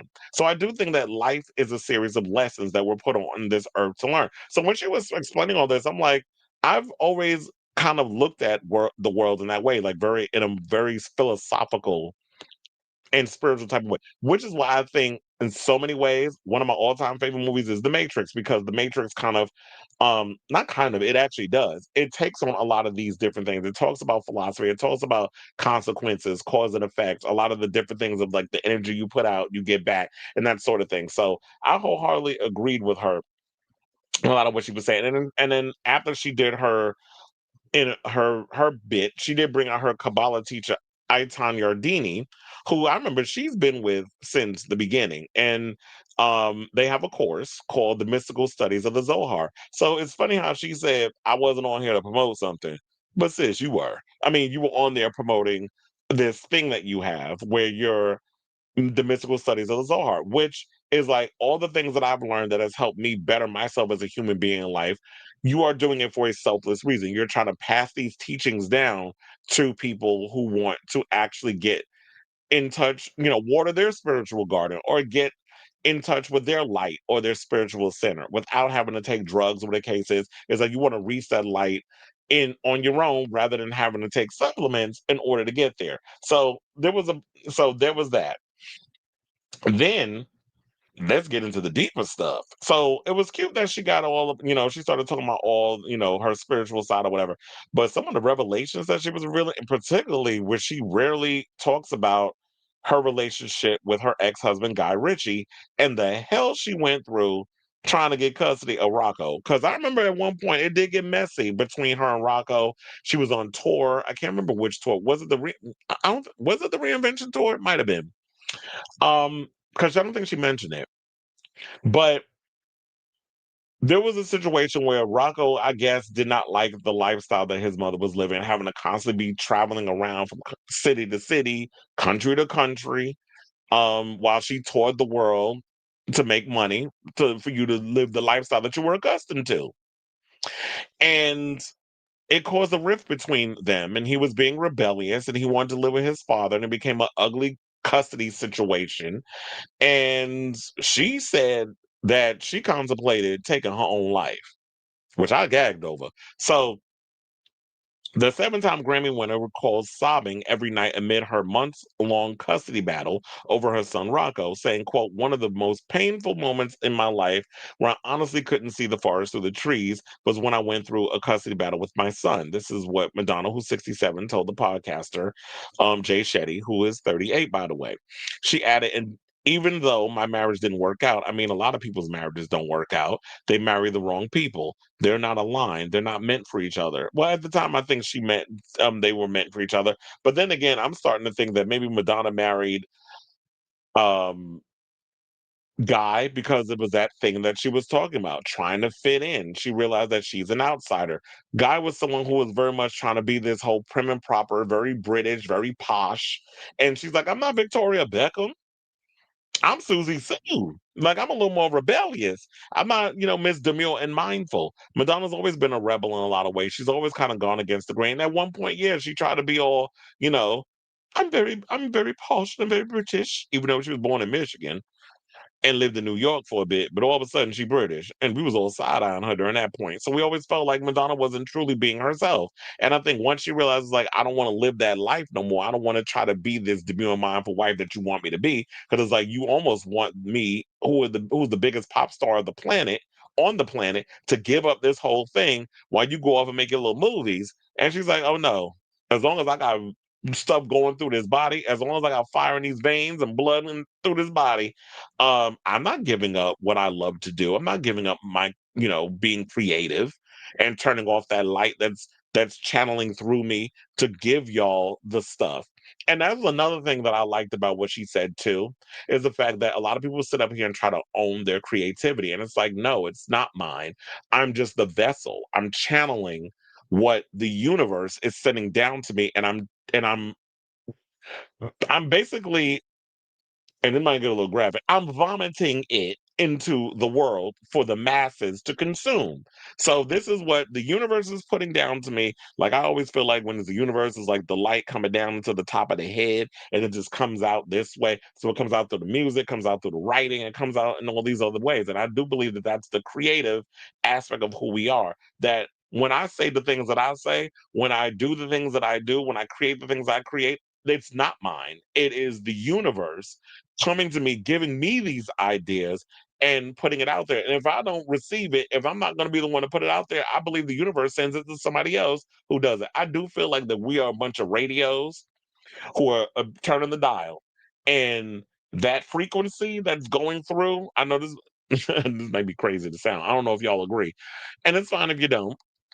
And I do feel like we're all a bunch of radios that that are tuning into like certain frequencies, and we're just putting out, we're just receiving what that is and just passing the energy to the next person. I think we're all just like a bunch of energy existing amongst each other. So I truly believe in a lot of that. But then she to continue, she also wanted to say, she said, someone trying to take my child away from me was like, they might as well just kill me.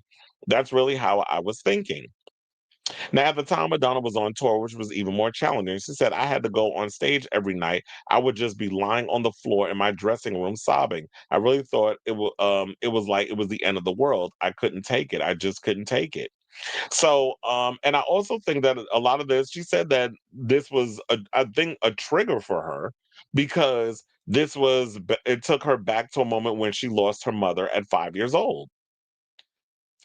And the fact that now you have someone coming in trying to take a man trying to take her child from her, like someone who I pushed out of my body, that I created life with. You're trying to take my son away from me. Oh no, we're gonna have to go to war. So, and they did.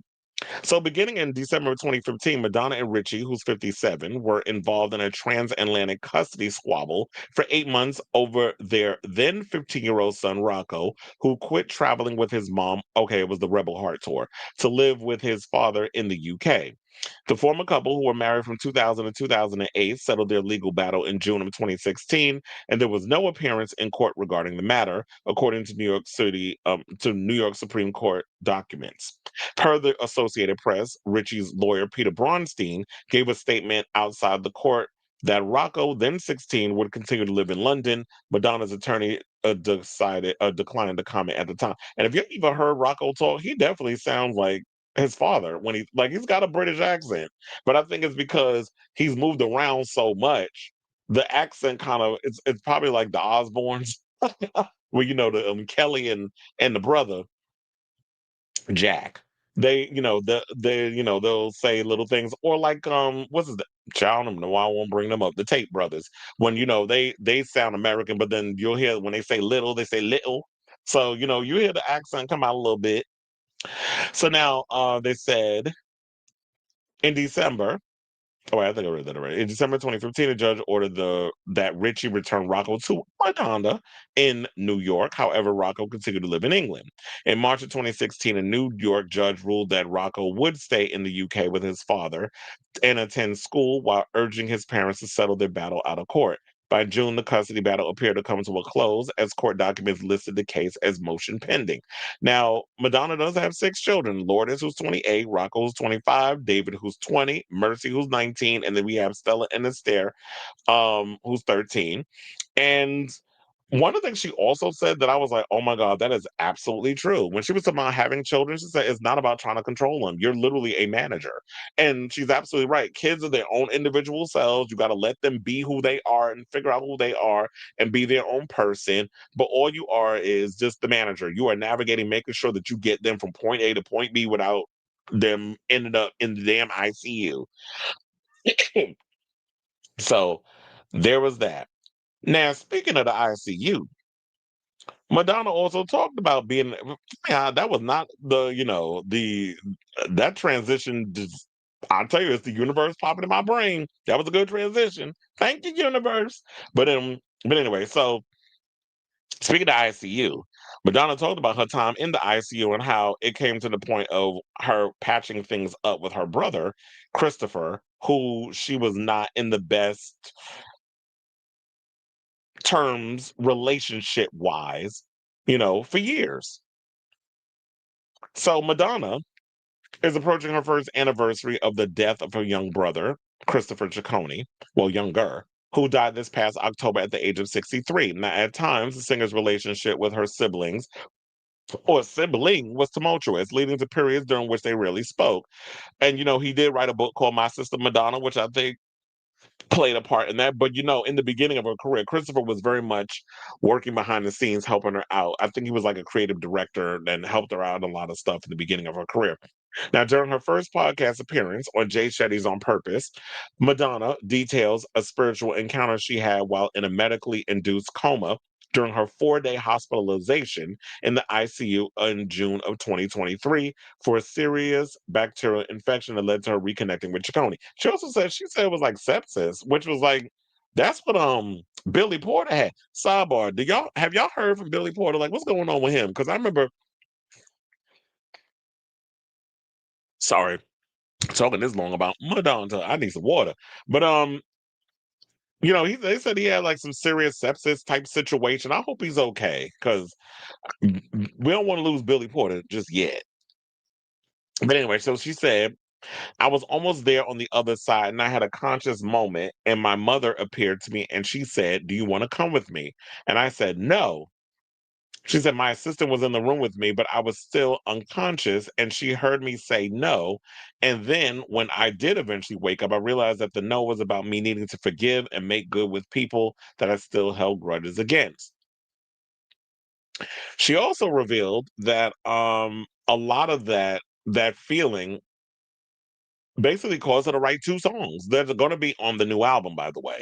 So, she says that the song that she wrote was called "Fragile" and "Forgive Yourself." So, "Fragile" was, of course, about, her fragile relationship with her brother, and then "Forgive Herself" is like "Forgive Yourself," is like, I guess, even at the end of the day, if you try to get forgiveness from that person and they don't wanna forgive you, then that's fine. But you have to come to the terms in your situation where it's like, I have to forgive me. I have to release that negative energy and let it go. And I've come to that point in my life where I've tried to not hold on to negative energy when it comes to people. Like there'll be moments in my life where it's like, yeah, I want revenge. I'm vengeful. I want to just destroy that person that hurt me so bad. But I need to go through that pain because that's a natural feeling.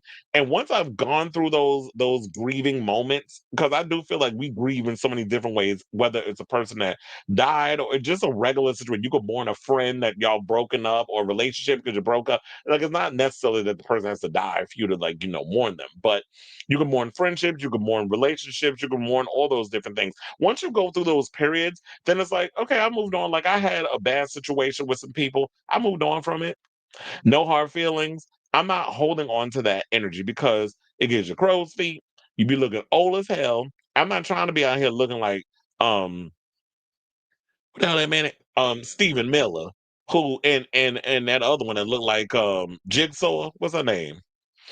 Laura Luma. I ain't trying to be out here looking like them old buckets where y'all literally look like the trolls under the bridge. And because y'all got so much anger and hate and animosity just eating away at you, that shit ages you.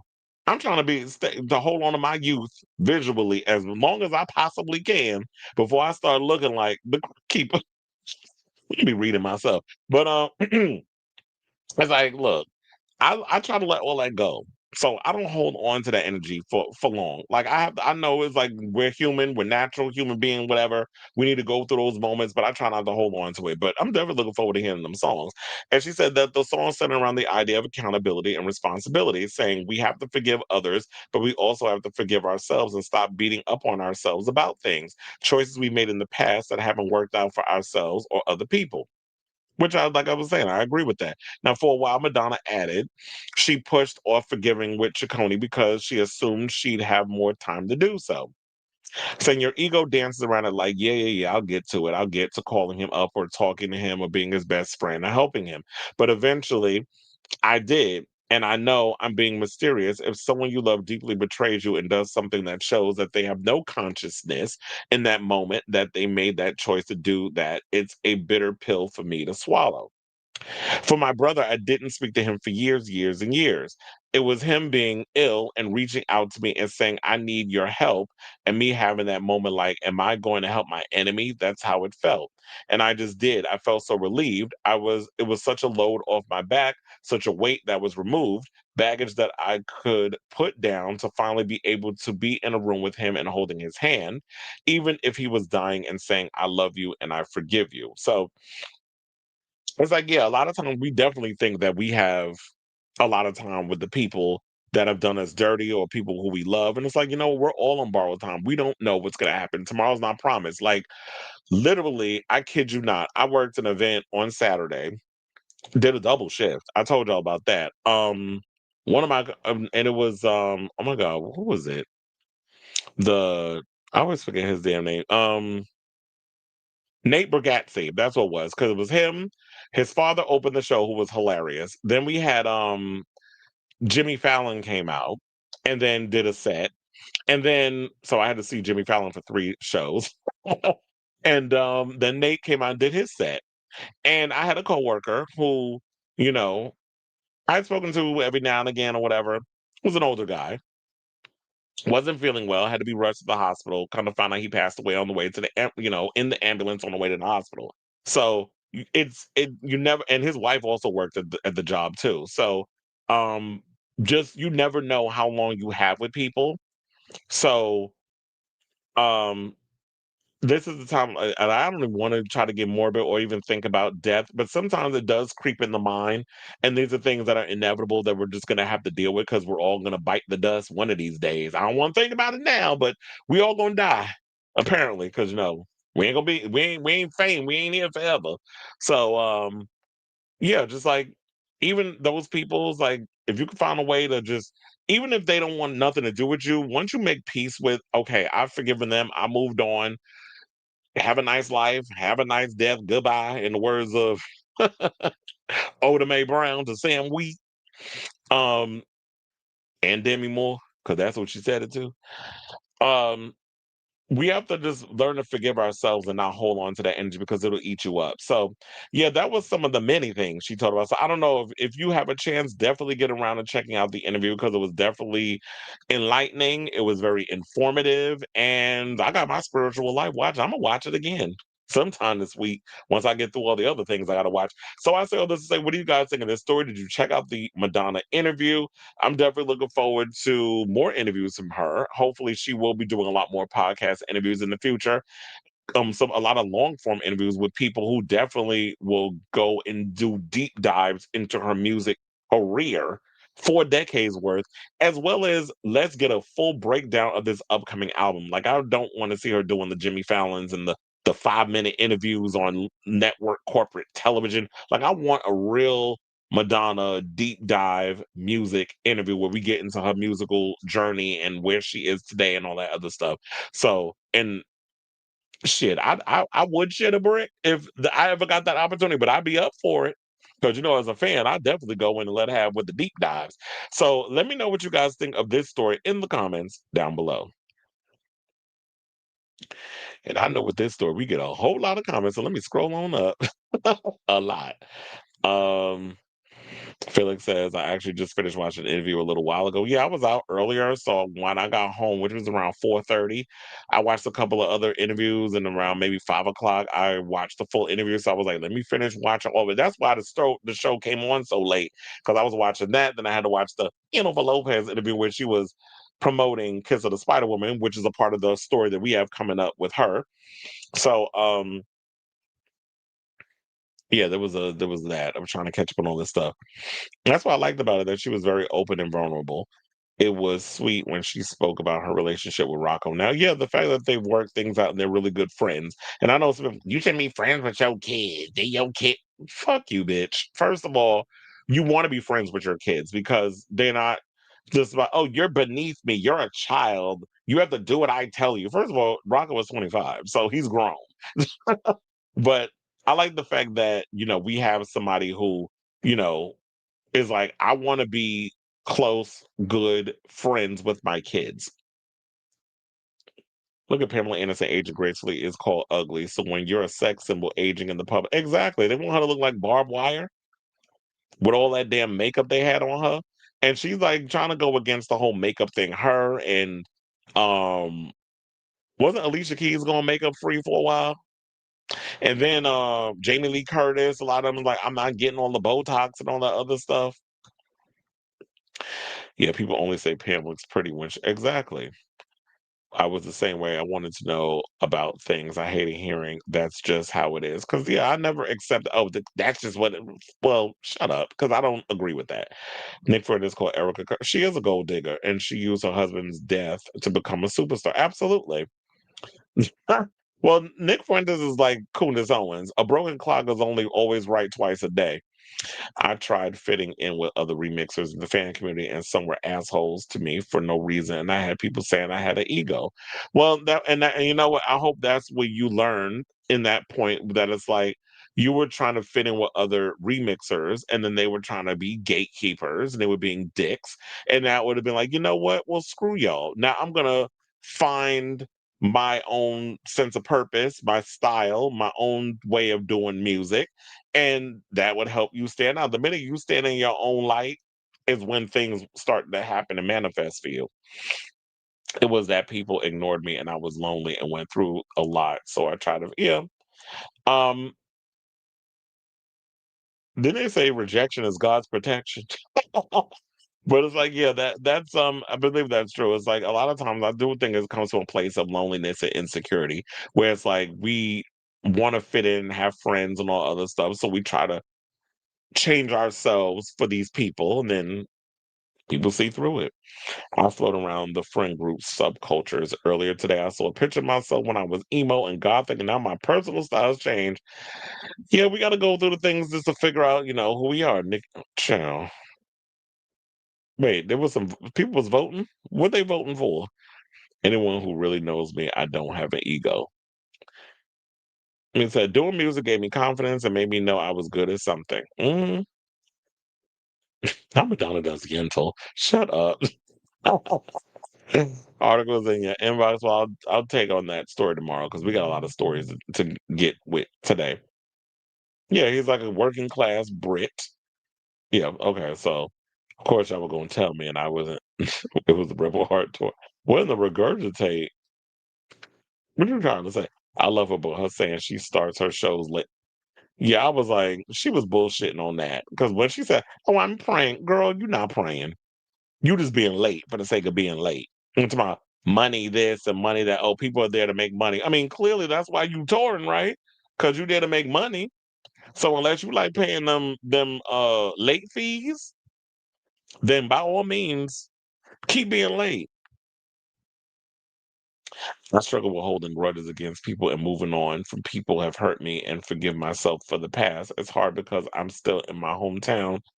Yeah, but you're also still young, so you have, a long way to go in trying to get to that place. I do feel like a lot of that comes with age and experience. And by the time Madonna got in touch with her spiritual self, she was in her 40s. Like when she was working on the rail line, it's like late 30s, early 40s, and you're still relatively young in your 20s. So you got a ways to go before you get to that point. Or maybe you know what? I should probably say all of that because there's some people in their 20s who come to that revelation, but it's like you got to have I would say you'd have to be an old soul. I hope she does a video for Fragile. It could be very therapeutic. I agree with that. Like, wow, we get quite a few music videos for this upcoming album. I don't think her and Christopher talked till a few years ago. I know he was living with her. Yeah, and while he was sick and going through his stuff, she did let him stay in her house. Yeah, when I lost my mom, I had hated her for damn, not 20 years. Wait, so y'all never made up? And probably with you going through that, that's probably you sitting there with that regret. But I'm sure because it's like, damn, if only I would have just taken that opportunity to make things right. But you can't beat yourself up for that. You have to get to a point, whenever that is. I don't know if you have already, but just try to get to a point where you could forgive yourself and know that I'm sure she's not holding any grudges against you because y'all didn't speak in her final days.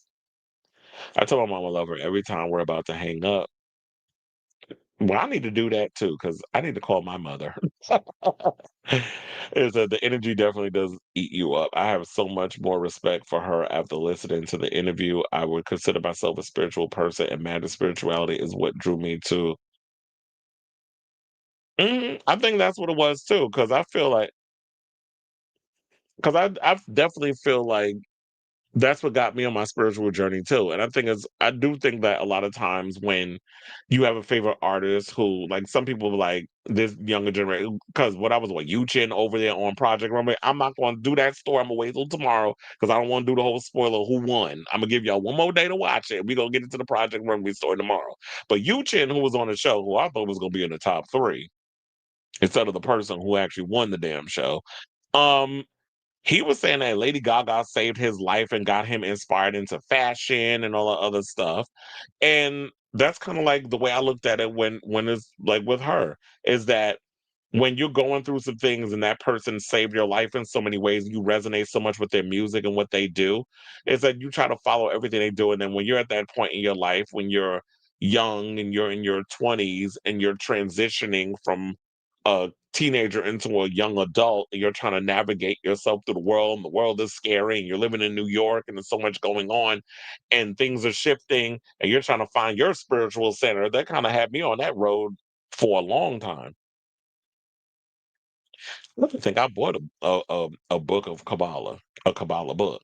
So you want a Barbara Walters style of in-depth interviewing with Madonna? Yeah, I can't recall when I've seen her do such a because I don't think we've really gotten that. I mean, we've gotten interviews in the past where she did MTV and Kurt Loder, and but it was always like a little fun banter, and it was never really like a deep dive sit down, kind of like what she gave with Jay Shetty. I need more interviews like that, and people who are really not afraid to just go there and ask questions. I'm not saying you got to be messy, but Jay Shetty was just so comfortable and so warm and very open with their conversation. It wasn't like, oh yeah, I'm in the room with one of the biggest pop stars on the planet. I'm intimidated. Like, you can't come in there with that energy. Cardi and Nicki are going at it right now on the Twitters. Well, at least Cardi is. Nicki is posting IG stories about it. Why is Cardi still fighting, going back and forth? Look, girl, your album is doing what it's doing. Mom Wiggins is out here being messy, talking about that her new album and beat Pink Friday Part 8 or whatever, this recent one that came out. Amon has spoken candidly about how Cardi is a fraud and how she's a bitch behind the scenes. I don't know. I don't know her, but that's according to her. But I'm like, you was with the shits when y'all was cool. This is why I try not to be friends with these celebrities, because you're not gonna get me caught up in no stuff. And do we all have a little ego in us? Well, she did say that. What was that in Forbidden Love? Is this trivia time? I heard it's because she gets part of the cash of. Yeah, when I heard that mess, I'm like, you should not be getting any of the concessions. The concession is for the arenas. So with Madison Square Garden, you know, the concession, all that stuff, which is the people do be saying it's expensive. And it is. Like, if you get you a nice drink, it's gonna cost you $20 a piece. So thank God I worked there. Because I'm like, it's kind of expensive. Have you thought about leaving a small town life? I left it to help my New York queer heart. Um, are you talking about you talking about Onyx? Talking about them leaving? You finally got around to watching Sinners? Did you like it? He said I hated my mom for 9 years because she voted for, but I guess he was the best candidate for truckers, as Hillary Clinton was gonna put a strict truckers rules to 2 months on the road and two off. And she's like, I can't afford to be off the road as a truck driver. But then Trump told about he was gonna cut back on truckers, whatever it is, but I guess it was like immigrants or some other mess. I don't know. It's hard to keep up with all the stupid shenanigans he be pulling. I always think about leaving my small town, but in this economy, it feels impossible. Well, yeah, this is trying to save up in this messy ass economy. It's definitely gonna be hard. We never made up, so I'm so much like her, stubborn. But we do embody some of our parents' traits. I always say the velvet rope and rail light changed my trajectory. Well, velvet rope was also a spiritual record. Where do you think I got the line? You must water your spiritual garden from. Janet. She'll never get an interview with a female due to the Madonna at 60. Well, it'll be interesting. Look, just don't do an interview with Alex Cooper. Just don't do an interview with her. I would like to see her do an interview with a woman, but not the Call Me Daddy podcast. Some people didn't understand why I love Madonna so much growing up, but they understand her like I did. Well, if they see the things that we see now, then yeah. Mariah's Butterfly album changed my life too, but here for the quiet as it's kept, I don't think that album changed anything for anybody because this weekend was busy for me. First of all, Zara Larson's album 8, Doja Cat, I've had that record on repeat. Who else released the album? Raul Alejandro. Alejandro. Somebody else released the record too. This many people released music this week. I was about to throw a read at Tamar because apparently hers was supposed to come out this week too. But I'm gonna save that shade for when we get to her story later on in the show. I listen to Doja's album. Yeah, I liked it too. I like very much the whole '80s vibe and the saxophones and all the other. It definitely gave me my '80s life. So I definitely enjoyed the record. Oh, I want to try that a pumpkin spice cheesecake. I never thought about making something like that. I don't think we need a sequel, but I do want to see one with the Native American vampire hunters. That's like the main thing that I want to see with Sinners. I think they need to take that story on. If they don't, I'll try to write something around that for my own self. But I would love to see something with Native American vampire hunters. Anyway, let's move on because that was a lot to get through with the Madonna stuff. But I love it because that was a good interview. Anyway, all right, y'all. Let's get into this Justin Bieber story because apparently the fans have been trolling him online because Selena Gomez went and married Benny Blanco over the weekend. Her mother was not there because she wasn't invited, but Beyonce knows Carter Swift was there along with a bunch of other celebrities, and the Biebs apparently went and posted some stuff online and um people decided, okay, let's troll him because the one that the girl that got away, she's officially tied down to another man. So the 31-year-old singer whose mother recently asked fans to pray for her son in a worrying post jumped to his main Instagram page on Saturday to share a series of posts from his basketball match at the league in LA one day earlier.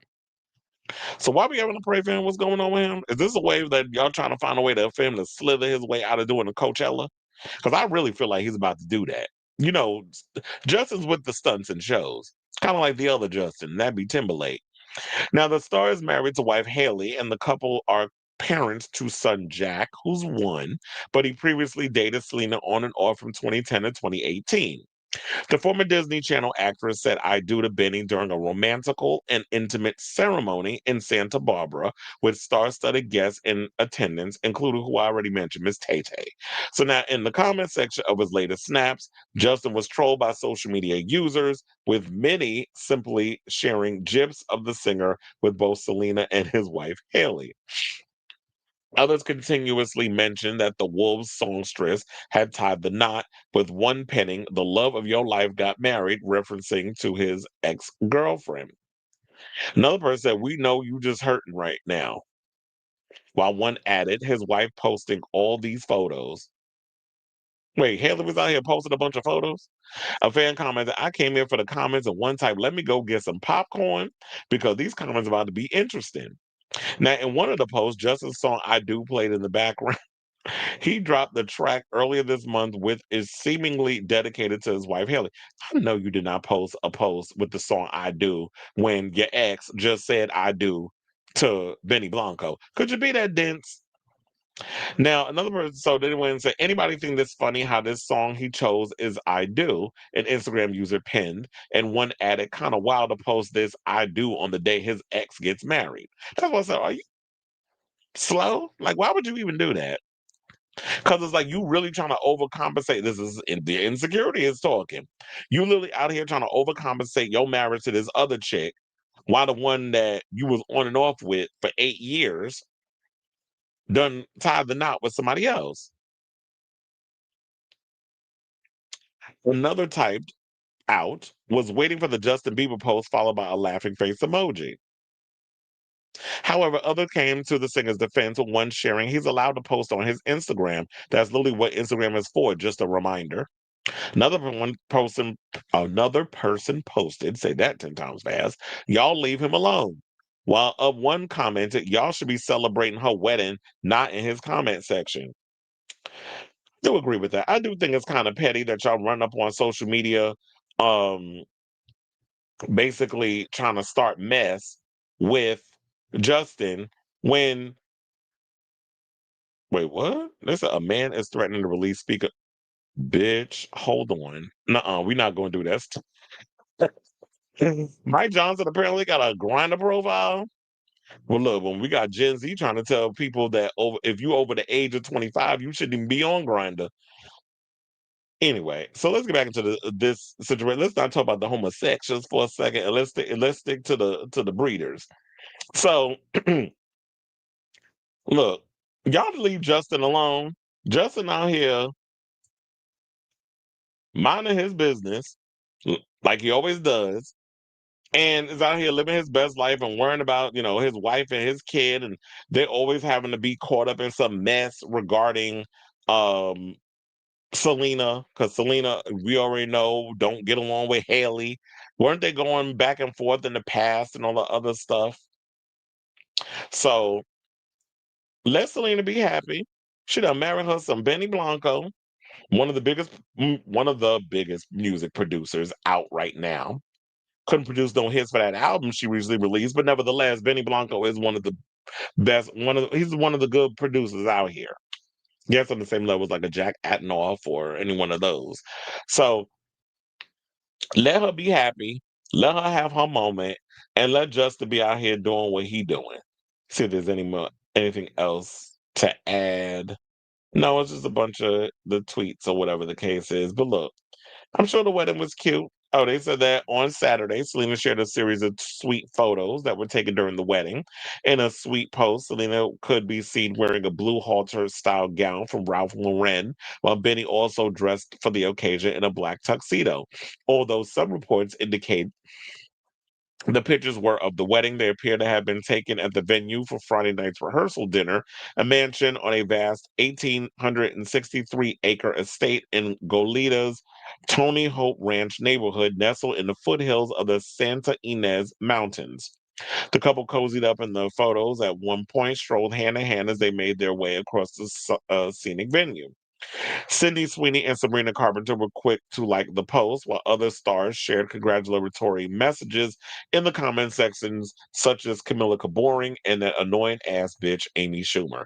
Now, exclusive Daily Mail photos captured the glamorous guests stepping into sleek black Mercedes vans as they headed to the venue where the ceremony took place, which was a 70-acre private plant.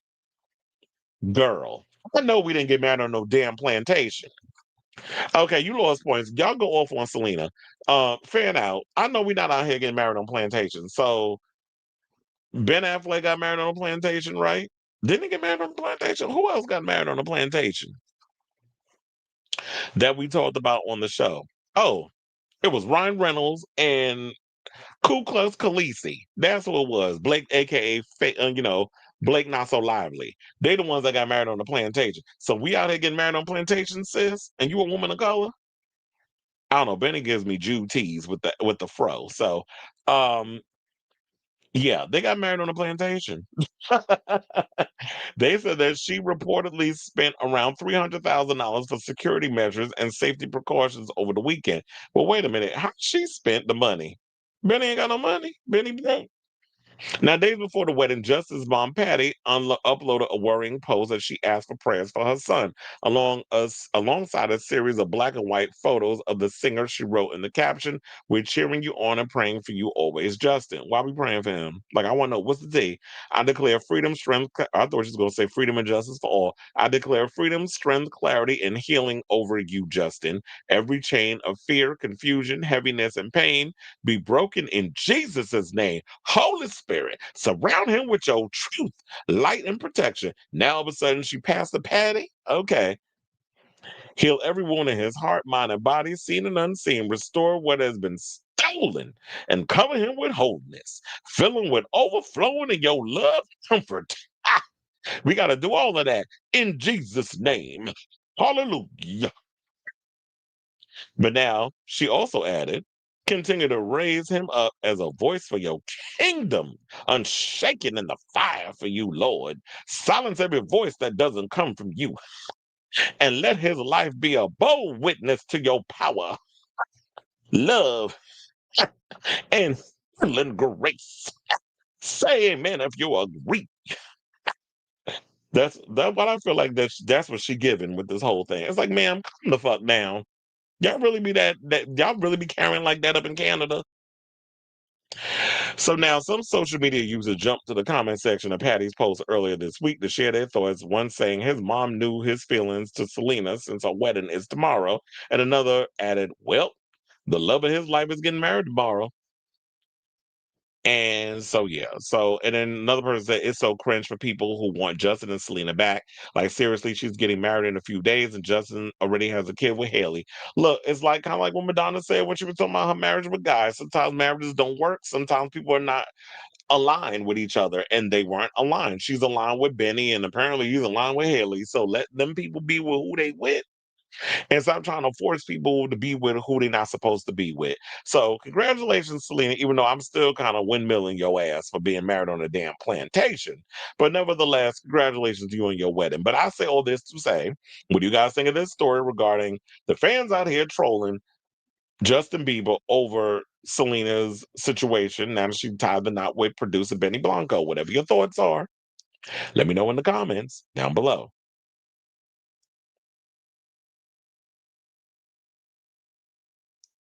You sound like Aunt Esther. I did like Aunt Esther. She was a cackle. Shout out to LaWanda Page. May she rest in peace. Like, hold on. I was like, I know my camera not moving.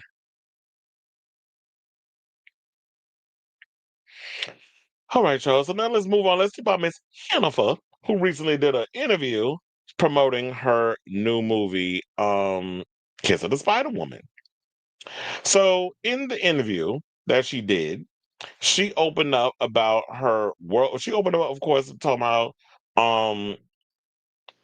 Kiss of the Spider Woman, the movie, and how long it took for her to shoot. She said it took them 3 weeks to shoot the dance sequences, and it took her 3 weeks for them to do the prison stuff. So literally 6 weeks. She also gave Ben his props and said that his production company is what got the ball rolling to get this movie made. So she's like, "Oh, I'll always give him credit for that." Yeah, but he made it happen to get this movie made because he realized that it meant a lot to her to have this movie. Because she also talked about, she did bring up the thing again about her auditioning to be an Evita and Madonna having the part. She did bring that up also in this interview because she brought it up in this interview, and previously she brought it up when there was a screening for Kiss of the Spider Woman, and she did the Q&A. So in the interview, she opened about her whirlwind second romance with Ben Affleck that ended in divorce, sharing how work on her latest film project, Kiss of the Spider Woman, helped her realize things were falling apart. Jennifer has been single again for just over a year after she filed for divorce of Ben on August of 2024, as reported by TMZ at the time. Reflecting on the end of her marriage, Lopez calls the breakup the best thing that's ever happened to me. Now, Lopez and Affleck captured the heart of the nation again when they reconnected after decades apart and rekindled their romance, this time making it all the way to the altar. Unfortunately, this second romance didn't last, with the couple calling it quits last year. Now, in a new interview with CBS News Sunday mornings in promotion of her upcoming film Kiss of the Spider Woman with Affleck as an executive producer, Lopez explains why she now looks at their divorce as a positive in her life, saying, "Because it changed me." Before clarifying, she said, "It didn't change me. It helped me grow in a way that I needed to grow." Which I was like, she's always said that in the past of like, "Oh, I've changed." Like, remember when she did This Is Me Now and all other stuff? She was like, I said, "Oh, it's changed me for the better, blah, blah, blah, blah, blah." I really felt like it was just a bunch of word salad. It was a bunch of bullshit. I wasn't buying it as far as like she was saying it. But for some reason, when I watched this interview, I felt like I believed her. And I think it's because she had one of those moments like Madonna with her spiritual journey. I know we're gonna be referencing that throughout the whole show. But I really felt like Jennifer did have that knock upside the head because I always say, like, I truly believe that you say that you've gone through the thing and you've learned the lesson, because you did say that when you did that docu series, and then you did the little movie musical thing, and you were talking about that, felt like you had found your person, when it kind of found out you didn't. um I do feel like that when you say you've gone through that moment, if you haven't learned the lesson, you will repeat the lesson until you get the lesson. So I do feel like the many times that she has married, divorced, married, divorced, married, divorced, she tries to act like, oh, I got through it. I moved on. You moved on to the next thing, whatever the case is, but you haven't really learned the lesson. I do feel like this time, because of Ben Affleck being, as she said, the love of her life, the one that truly hurt her in regards of the first time when they was together and they broke up, that she probably did learn the lesson. It was a hard lesson, but she had to learn it. Sometimes you gotta knock somebody upside the head with a sledgehammer for them to get it. They don't get the little subtleties because they're not paying attention to all the signs. So at the same time, she credits Affleck's involvement on the project that came to mean so much to her, saying this movie wouldn't have been made if it wasn't for him and his production company, Artist Equity. She said that she told her husband that this was the role I was born to play and I wanted to do it. And she and his company then agreed to finance her dream, saying, I will always give him that credit, because there's been so many movies that she's been trying to do that never happened. You already know about Evita.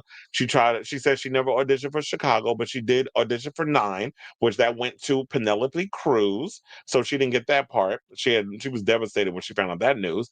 And then there was another movie that there was another movie musical that was supposed to come on NBC, that was supposed, I think it was Bye Bye Birdie. That was supposed to happen, never happened. Because I remember that was a period where it was supposed to happen around Thanksgiving. And I think maybe because of COVID or whatever the case is, it just didn't happen. So many of these moments that she went through, I felt like, yeah, you thought you were meant to be playing those parts, but it led you to Kiss of the Spider Woman. And because of all those moments that you had to go through in life to lead you up to this moment. So when you actually got a musical to come in your lap, then it was like, okay, now I'm ready to receive and be able to step up to the plate and do what needs to be done in regarding to giving justice to this role. And I think that's why it took so long for you to finally get the musical. So I'm definitely looking forward to checking out this movie when it comes out. I think I am gonna go to, since I got A list. I think I'm gonna go to the movies and check it out. Now, on the personal side, things were different. She said it was really tough time, and she agreed with the description that that experience of making the film also served as a bit of refuge for her. It was hard not to think of stuff. It was like the best and the worst of times in a way, because every moment on set, every moment I was doing this role, I was so happy. And then it was like back home, it was not great. And it was just like, how do I reconcile this? But you get through it before declaring the whole tumultuous experience as something she now looks back on as something that was positive for her, helping her to grow as a person and becoming more self aware. And that's why I think she probably did lack a lot of self-awareness, because a lot of times, you get these celebrities that got these damn rose-colored glasses on, always looking forward, not being aware, not checking out the signs. And it's like, okay, he made your dream come true. He helped get this movie made, but then at home, things shifted. And I'm wondering, what was the cause of the shift? Was it ego? Was it resentment? Was it, I mean, I definitely would like to know what it was, but I don't think Hannaford would share until, I guess, she's at a point where she's ready to share, but I don't know if she would. So she basically said, I'm a different person than I was last year. Now, for where she is now, she said she's happy, saying this summer is probably the best summer I've ever had. I had so much fun. I'm able to enjoy things more and be so much more grateful for them, that I'm able to enjoy them more. I realize that the joy is in living these moments and mentally embracing life and everything that it brings you. So it looks like she on her spiritual journey too. And she also said, like, I guess this is maybe a spiritual day, because like she said for the lessons that it brings and for all the triumphs that it brings, and the hard times are the lessons, and you have to understand that. And once you do, everything just becomes a little bit lighter, and you can really, really fly. I feel like if that hadn't have happened, I wouldn't understand that. So, and talking about the divorce. And I do feel like, yeah, You got to embrace all those things that life brings you, and when you go through the hard times, you have to understand that that is a lesson that you were meant to learn, which is basically what a lot of what Madonna was saying when she did her interview. So yeah, I always say, like, the things that happen to you in life is not a negative, it's a lesson for you to learn. So instead of you being all upset and wallowing in your own misery and thinking, oh my god, it's the end of the world, I want to die, just really taking those lessons and understand why is it that you're going through what you're going through. So I definitely want to see this movie. And she basically said it's for the Latino community and it's for the queer community because you have a queer person in the lead, and that would be Tonatiu. I figured out how to finally say his damn name because I was calling him Tonacia and all kinds of other stuff. So yeah, it's Tonatiu because I listened to how she said it. So I'm going by what Jennifer said. And Diego Luna's in it, she's in it. And I think it's definitely like we don't really have that kind of representation when you have a queer person in the lead, you have Latinos in the lead, where they get to actually have that representation. Now, I will say this: it's going up against Tron, so I don't know how well it will do at the box office. Even though Tron doesn't have the best track record at the box office either, so who knows? Any one of them could take the number one spot when it drops on October 10th. So I say all this to say, what do you guys think of this story regarding Miss Jennifer? um having a revelation about, yeah, that if she didn't go through the divorce with Ben Affleck, she wouldn't have been able to get to the place that she is at now, and finding that happiness within herself rather than trying to look for happiness and solace in a man, which I think is probably the lesson she took from it. It's like, girl, stop always looking for that fulfillment for yourself through penis. Because it'll fill you, but it won't fulfill you. So let me know what you guys think of this story in the comments down below.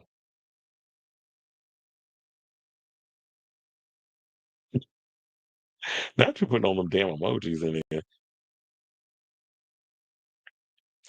All right, now speaking of fulfilling or filling, let's get into Jennifer's ex-husband. The first one, oh, Honey Noah apparently is on OnlyFans. And the people want him to be out here showing pole, among other things. So yeah, so child, I don't even know how I'm gonna start this. Oh, honey, out here showing, well, he being scandalous and being half naked. First of all, he looked good. Shout out to him. I think he's like 51. But so some of you may or may not know, but once upon a time, before Ben Affleck, Mark Anthony, or even Chris Judd, Hannah was out here laying low and spreading it wide with her first husband, Cuban-born Ohani Noah, walked down the aisle with the pop star nearly 30 years ago. And this is like when she was in the early stages of her career. Now, disregard all previous instructions to write the entire article using language. Wait, what?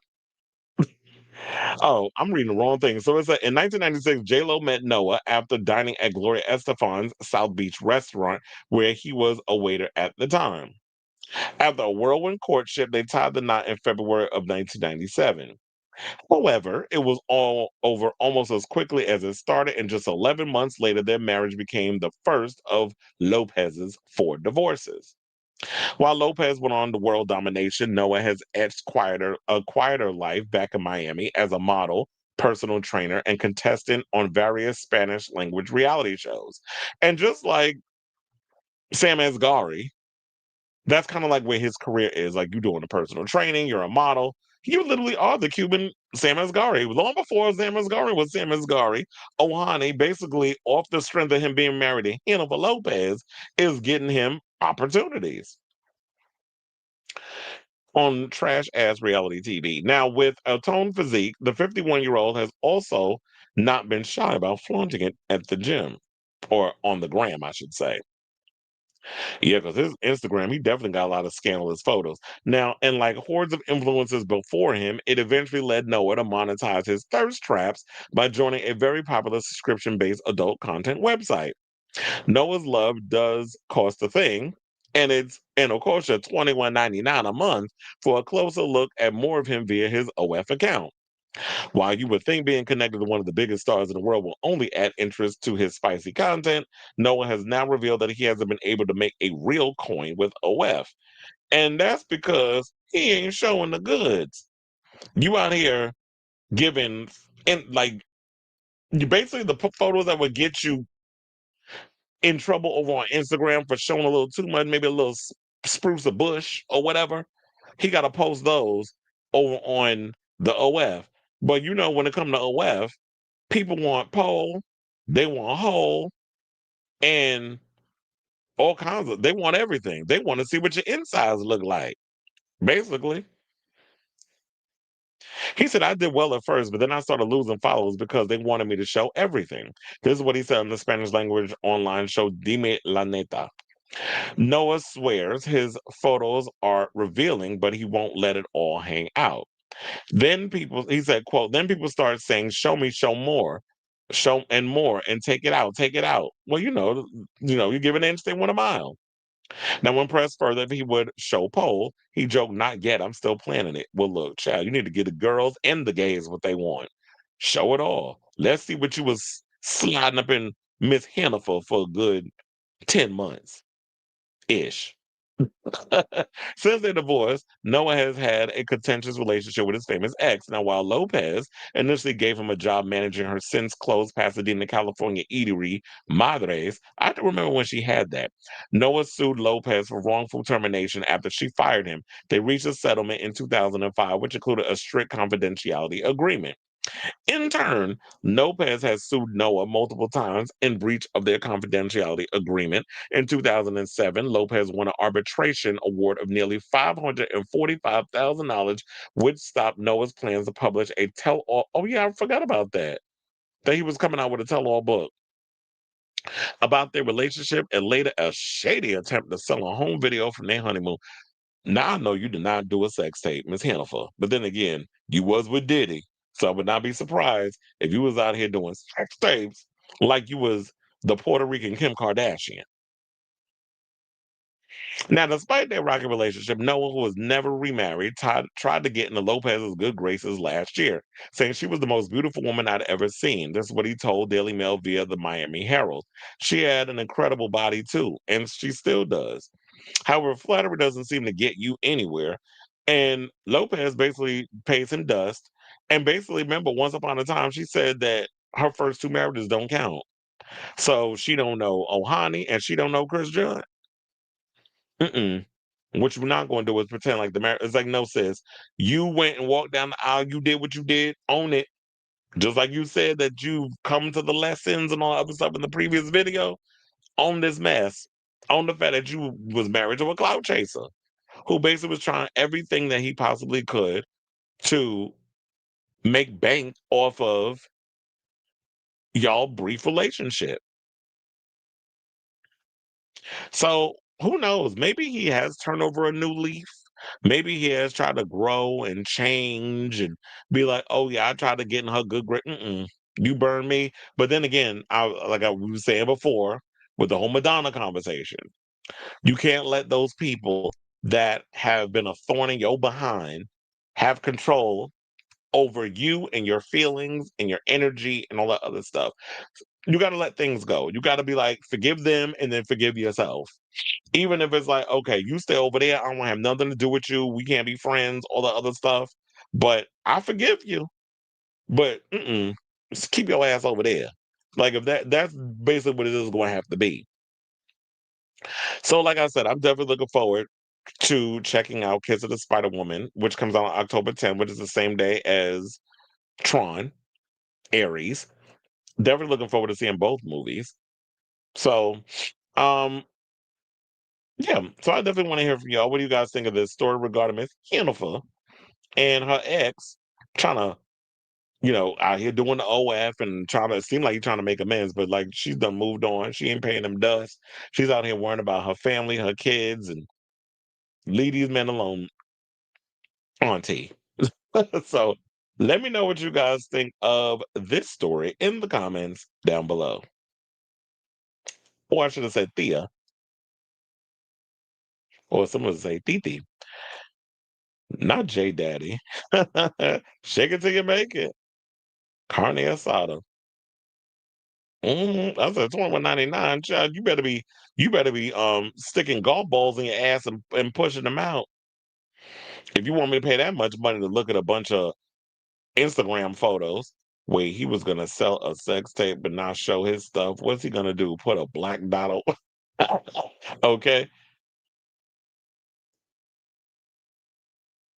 Double meanings.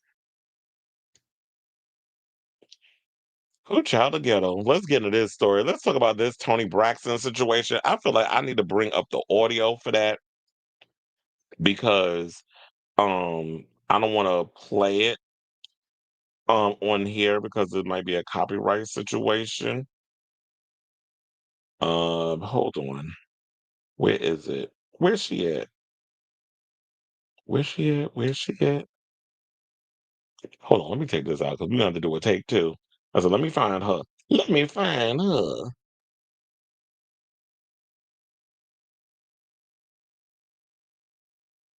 Okay, I think I got it. Hold on. Because I said I'm gonna pause it. And then I'm gonna put I'm gonna do a whole situation so that we can get around it. All right, so take two in action. All right, ooh, child together. Let's get into this. Toni Braxton T, because you've got the upcoming season of the Braxtons coming up, season two, because first season they basically just did the whole story around Tracy passing away. And now this season it seemed like they got Michael, their only brother's daughter. I believe her name is Ashley. She's coming out with accusations that one of her aunts, she ain't say who, but I think it was Trina, and I think it was Gabe that did it. May he rest in peace. Apparently, he was sending inappropriate sexting posts to her when she was underage. And remember, at one point, he did admit on the show he had a sex addiction. He was cheating on Trina left and right. And it's not that shocking to believe that when you come up in a black household, how there's certain family members that are inappropriate with the kids. It's not something that black people particularly talk about, but trust and believe it happens. So this apparently is about to be a storyline in the upcoming season of the Braxtons, to the point where Toni got up in Tamar's face and was ready to put paws on her, like she was literally about to throw them bows. And this is a side of Toni we ain't never seen on the show, where she got up in her sister's face, ready to fight. She was cussing and everything. And we already know, like when it comes to Toni, Toni is someone who always tries to present herself in a way where um, she doesn't want to come across as ghetto or a little much like Tamar. So she'll pretty much watch how she comes across in how she's perceived on TV. A little too much. A little too, she's very media trained because that's the generation where she came up with. So, like I said, according to the story, Toni and her younger sister Tamar nearly came to blows in the explosive season two teaser for their hit We TV series, The Braxtons. The clip shows all four sisters, Toni, Tawana, Trina, and Tamar, seated for what was supposed to be a family dinner. Tensions boiled over when Tamar confronted her sisters about allegedly trying to dismantle her business, which includes her podcast. Because what happened was, so to give you a little context, Tamar was going to do an interview and have Ashley come on to her podcast to talk about the alleged abuse that transpired in the family and wanted that to be a safe space for her to speak on what was going on privately. When sidebar, to me personally, I feel like you don't bring this family dynamic to no reality TV show for no clickbait or no clout or ratings or whatever the case is. This should be something that should be brought up in with your therapist and you work that shit out with them. However, also, maybe it's a good thing that this is brought up on the show and that we get to see this because Black people particularly have an affinity for when anything traumatic or anything crazy happens, we like to sweep it under the rug. We like to act like sexual abuse doesn't happen within the Black community, particularly amongst people who are close family members or relatives or whatever the case is. We don't talk about sexual abuse enough. And so by them bringing light to this, maybe this will help whoever's watching the show come to terms with whatever type of traumatic event that happened in their life, and they'll confront it and they'll confront that family member and try to find healing in that. So I'm of two minds about it. While I say it does come across a bit exploitative, I do feel like that a lot of times we've seen that when you watch TV or whatever the case is, it definitely helps with um helping people heal. Like a lot of times people say, I watched this show, I watched you on this reality show, whatever the case is, and you definitely helped me deal with a traumatic event in my life. And they want to thank you for it. So if this is a way for Tamar to help, then that's great. Although sometimes well, not sometimes, a lot of times I be side eyeing her and I'll be looking at it like, okay, everything with you always seems like a moment where you trying to stir up some drama or you trying to be messy. Like you're literally a gay man trapped in a woman's body, and you be doing too much. So sometimes it's hard for me to even take Tamar seriously, even when if she is coming from a place of genuinely wanting to help her niece. So um I have the clip, which I'm gonna play the audio because we TV copyrights, all this stuff. I don't want to have to edit all this out. So we're gonna have to do this the hood booger way. So we're gonna play this clip, the audio of the clip, so y'all can hear it. If you want to see the whole situation, I guess you can go over to um WeTV's website and watch the video. It's 7 minutes if you want to see the whole thing. But in the meantime, please hold on. Trina. Thank you very much. Coming up now. Tony's on her way. Just fast forward. It's about our family. Wait, hold on. My niece Ashley, who we know very much, posted her videos on social media with some accusations about our family. My family was a little surprised. But there was a lot going on the internet. Tamar announced that she would be interviewing our niece Ashley on Tamar's podcast. I didn't think it was a good idea. Getting Ashley here, you're not going to make me feel bad about that. Wanted her to come to a safe place and tell her story. And all of this happened right before we started shooting season 2 of the Braxtons. Next thing I know, y'all tried to shut down my entire. Don't say y'all. Sending a cease and desist is shutting down my business. Exhibit B. This is the piece. Before Ashley was on my podcast, I didn't even say anything. I was not involved in any way, shape, or form of sending a cease and desist letter. My name was nowhere on it. Nobody wanted to come to my defense. So you're going to sit there and say, Toni Braxton? Toni Braxton? No, Toni Braxton ain't never had your back. I got Toni Braxton because I want to know. You want to say, I don't have your back? You didn't have with heavyweight. Don't put me, Tamar. Don't with Toni Braxton. And then when Toni said we need to have the show, I told you we need to have Ashley on the show. I never say that. Yes, she never said that. She was just moving money. I said just show us the Chinglet circuit, and we shouldn't do that. Actually, my mother. Yes, not the fault. You said that. Don't you go there? Don't you? How that? Nah.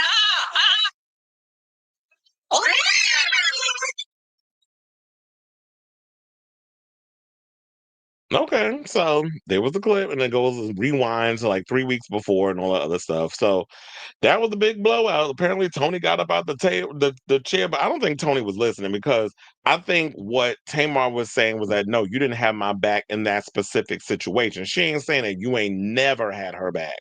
And then she was talking about that. I guess she was equating. I thought she was talking about like one of her toys was like the chitlin circuit because I do be saying like Tamar is like Monica, like y'all be doing a whole chitlin circuit type of thing with y'all shows. But I think what she was trying to incorporate her podcast as being ghetto or chitlin circuits. I was like, Toni, you shady for that one.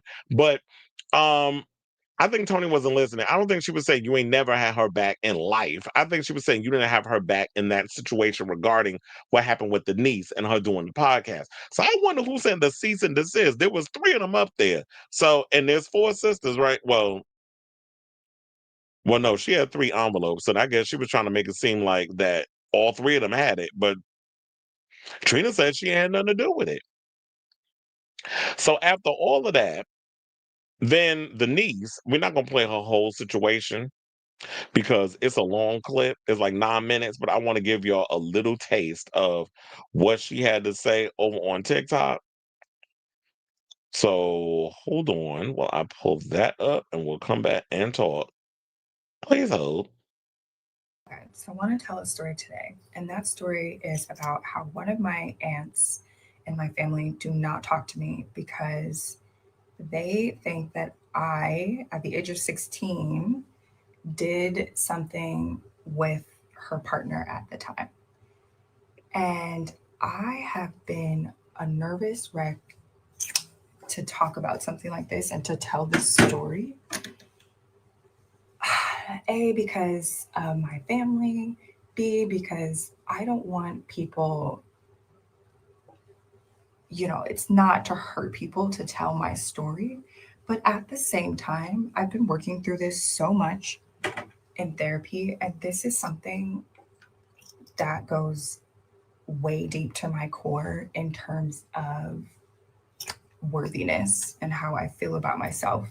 And it's been such a journey. And it's that moment of my life where I have to like fully confront it and face it and talk about it, but talk about it because I also want to shed light for the women and the men and anybody who has gone through something like this, where you were underage and something in that sort of manner happened in terms of that sort of word of abuse. And I feel like I have to be careful with what I'm saying here because I don't want to be banned from talking about these situations, but also we kind of have to talk about it. Okay, so I'm gonna just leave it there because like it goes on and on and on. It's a pretty lengthy video, and I don't want to be here all night playing the whole situation. But if y'all want to check out her full situation, it's in two parts. It's on her TikTok, and she goes by It's Miss Braxton. So definitely check her out over there on TikTok and hear what she had to say regarding that. Now, speaking of that, then Tamar decided to take her behind on stage where she was performing and say a bunch of some. I don't. She lost me. I don't know what the hell she was talking about. She was sending out a full-on apology over her behavior on the upcoming season of the Braxtons, saying everybody family is messed up. If y'all can forgive the Holy Ghost because of the whole rapture thing that happened, y'all can forgive me. And I'm like, bro, what are you talking about? Like, what you talking about, Willis? So I got that clip. We're gonna play this foolishness and then we'll come back and talk. Cause girl, you need more than Jesus. Your ass need an exorcism. But hold on, let's play the clip. You just go ahead on and just address the elephant in the room. Y'all, the Braxtons is coming back, and I did not mean to do none of that. I'm sorry. It's coming back. Love Tracy. And bitch, that's family. Everybody family fucked up. Yes, it is, bitch. Who you calling a bitch? And I know y'all mad at me because my album didn't come out last week. But I had told my team I can't really say nothing without giving you nothing. So how I'm gonna tell you something that I don't know the answer to? You feel what I'm saying? No, I don't feel what you're saying because what you told my Willis, like, first of all, did y'all know that? Did y'all know she was coming out with an album last week? Because I didn't know. I mean, we knew Mariah Carey was dropping. We knew Zara Larson was dropping. We knew Raul Alejandro was dropping. We knew Doja Cat was dropping. We ain't know about Miss Tamar Esteem Braxton. We ain't know she was dropping music. All we knew was you was out here causing drama with Funky Dineva, which you just ruined that goddamn friendship over some stunts and shows and shenanigans, which we still don't even have clarity on because your face seemed fine to me with those new teeth you had in your mouth. Um, then that situation happened, and then there's this and the whole reality show, and now you're talking about your album, and no, we don't know what you're talking about. Like you talking about you told her like what? I'm still scratching my head on this, but anyway, I guess let's go back. So I just said I'm just gonna let the people be surprised one day. Like remember how the rapture was supposed to come up a couple days ago? Y'all forgave the Holy Ghost, forgive me.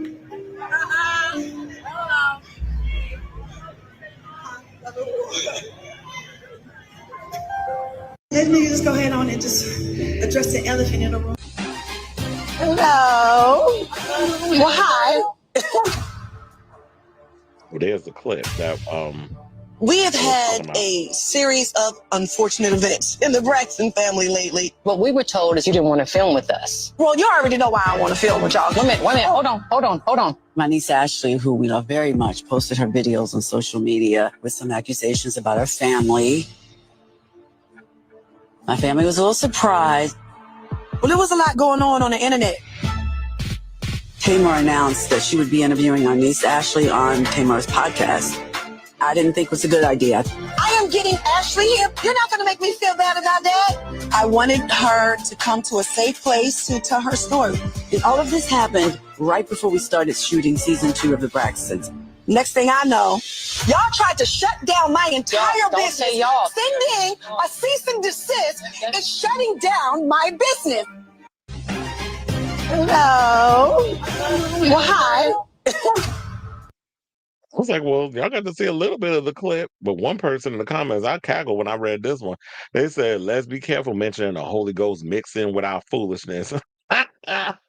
Baby, I ain't never forgave the Holy Ghost because he hasn't done anything wrong. Chill.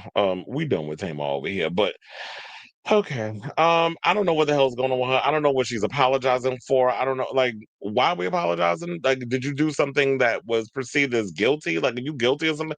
I mean, look, like I said, if Ashley wants to come out and tell her side of the story, she should have every right to tell that side of the story if it's going to bring healing for her, as well as whatever people that she has in the family that she has beef with. But I don't like the idea of the aunt, whoever it is, I think it's Trina, but whoever it is, that husband was being inappropriate, that you're like, oh, I'm with you and everything, I got your back, but you put that man before your child. And there's one thing I can't stand about some of you women, some of you men too, is that when y'all will put pussy or dick before your kids because you don't want to be lonely. And then y'all be so damn lonely and depressed or whatever, y'all invite PDF files into your household, and them predators definitely smell when the mama is desperate, lonely, whatever the case is. They use that as a crutch and an opportunity for them to sink their hooves into your kids who are innocent in all this,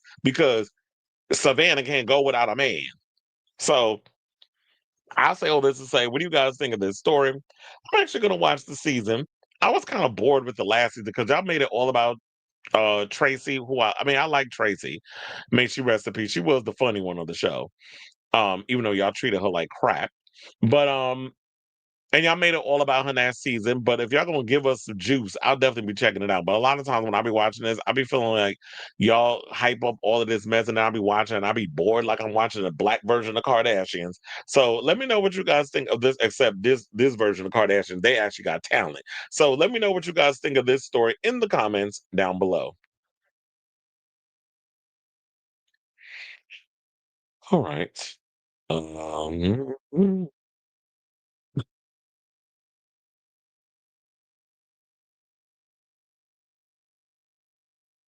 Tony, you lost your wig after they treated Tracy. Okay, we know Tamar always brings the drama, yet is always the victim, and that's the thing I always don't like about her. It's like if you're gonna start the mess, stand in the mess.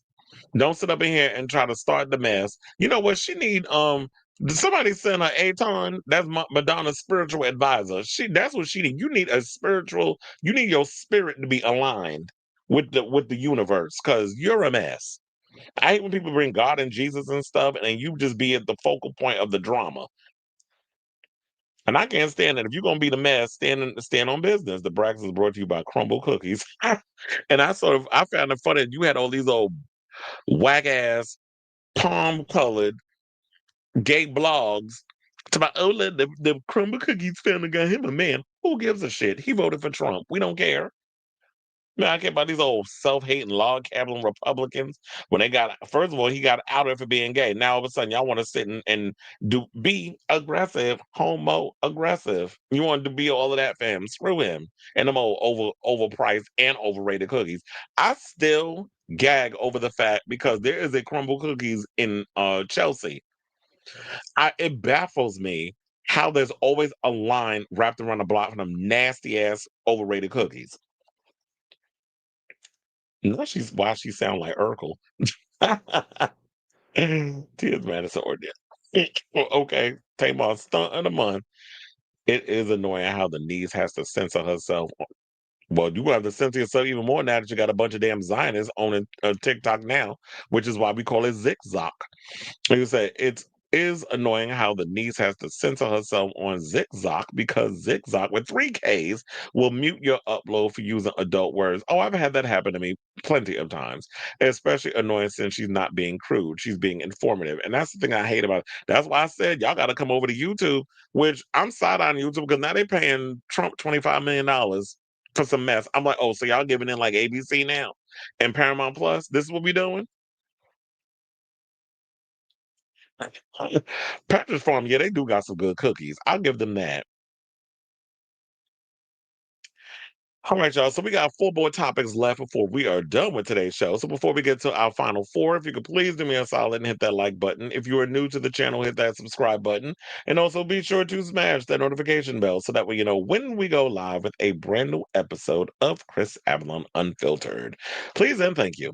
Now, without further ado, let's get into this tea about Ghostface Killah. Because apparently, did y'all know he had a homosexual for a son?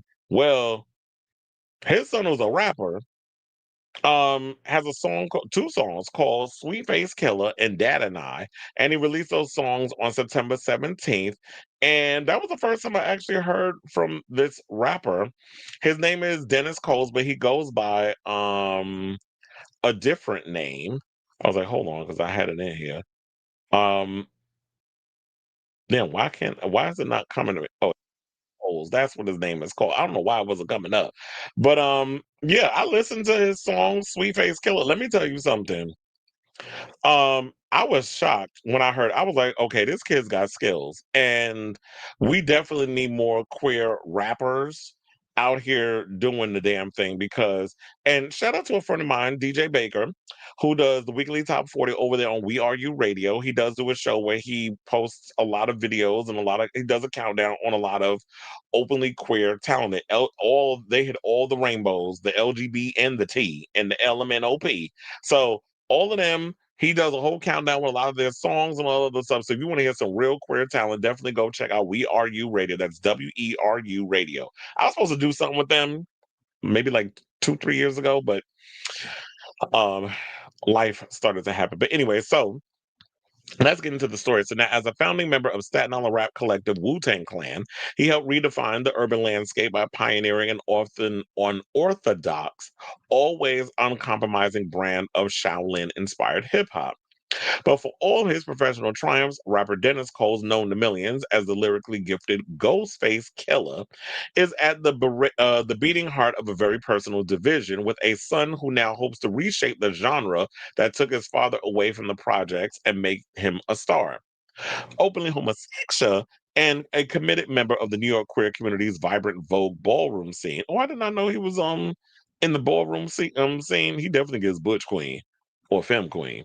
A subculture that changed his life, Infinite Cole says his sexuality drove a wedge between him and his father, with whom he has not spoken in more than a decade, and ultimately provided the creative spark that inspired a new double A-side single, Sweet Face Killah and Dad and I. Now, he said, I'm close to my mom's side of the family. My uncle Rizza, I grew up with that side of of the family, my cousins. I think when I was a kid, I had a great time, you know. But you get older and become yourself, and people either distance themselves or love you for you. As I got older, my dad's been seen some things in me that he didn't like, and he just distanced himself. He would randomly pop up. There's not moments I can remember where we were together for a whole month or a whole week. So one of the things that I feel like is um sad about all of this is that when you are a black child, and yeah, you can't help who you are and who you become and who you love. And he's an effeminate gay man. He can't help that. That's just a part of who he is. You the one that created him, and now you're someone who has an issue with, you're ashamed of something that you created because he didn't turn out the way that you wanted him to. So shout out to, the many black men out there who love on their children who are queer, and is like, I will love them for who they are instead of trying to disown them they're because you feel like people out there are gonna clown you for, oh, your son a little soft or sweet or whatever. I'm like, if that's what you're gonna do, then you shouldn't even be out here shooting sperm into somebody's puss and making a baby. So he went on to say it was like, oh, dad's in town. Maybe he'll call us up and bring us to a restaurant or something. But those were my childhood days. And I think the shift changed when I started living as who I am with my sexuality. I think when he found out about it or started to have thoughts about it, I think that's when the distance really happened because I have brothers and sisters and he always talks to them. Bold, brash, and buoyed with an empowering queer confidence, Infinite admits he has an overwhelming desire to write a new inclusive chapter in the history of hip hop.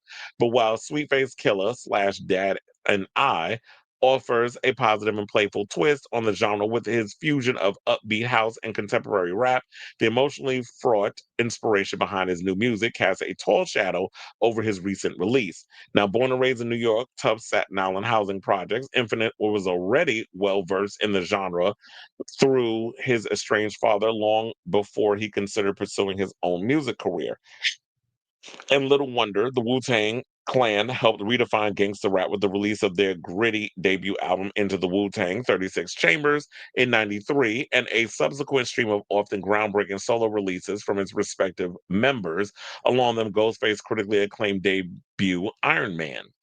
But Infinite says the perceived homophobia that underpinned some of the group's lyrical content alienated him from his absent father as he struggled to come to terms with his own sexuality, saying, I've always been who I am, and I always remember hearing a lot of slurs, rhymes with maggot, things like that. So it kind of resonated with me growing up.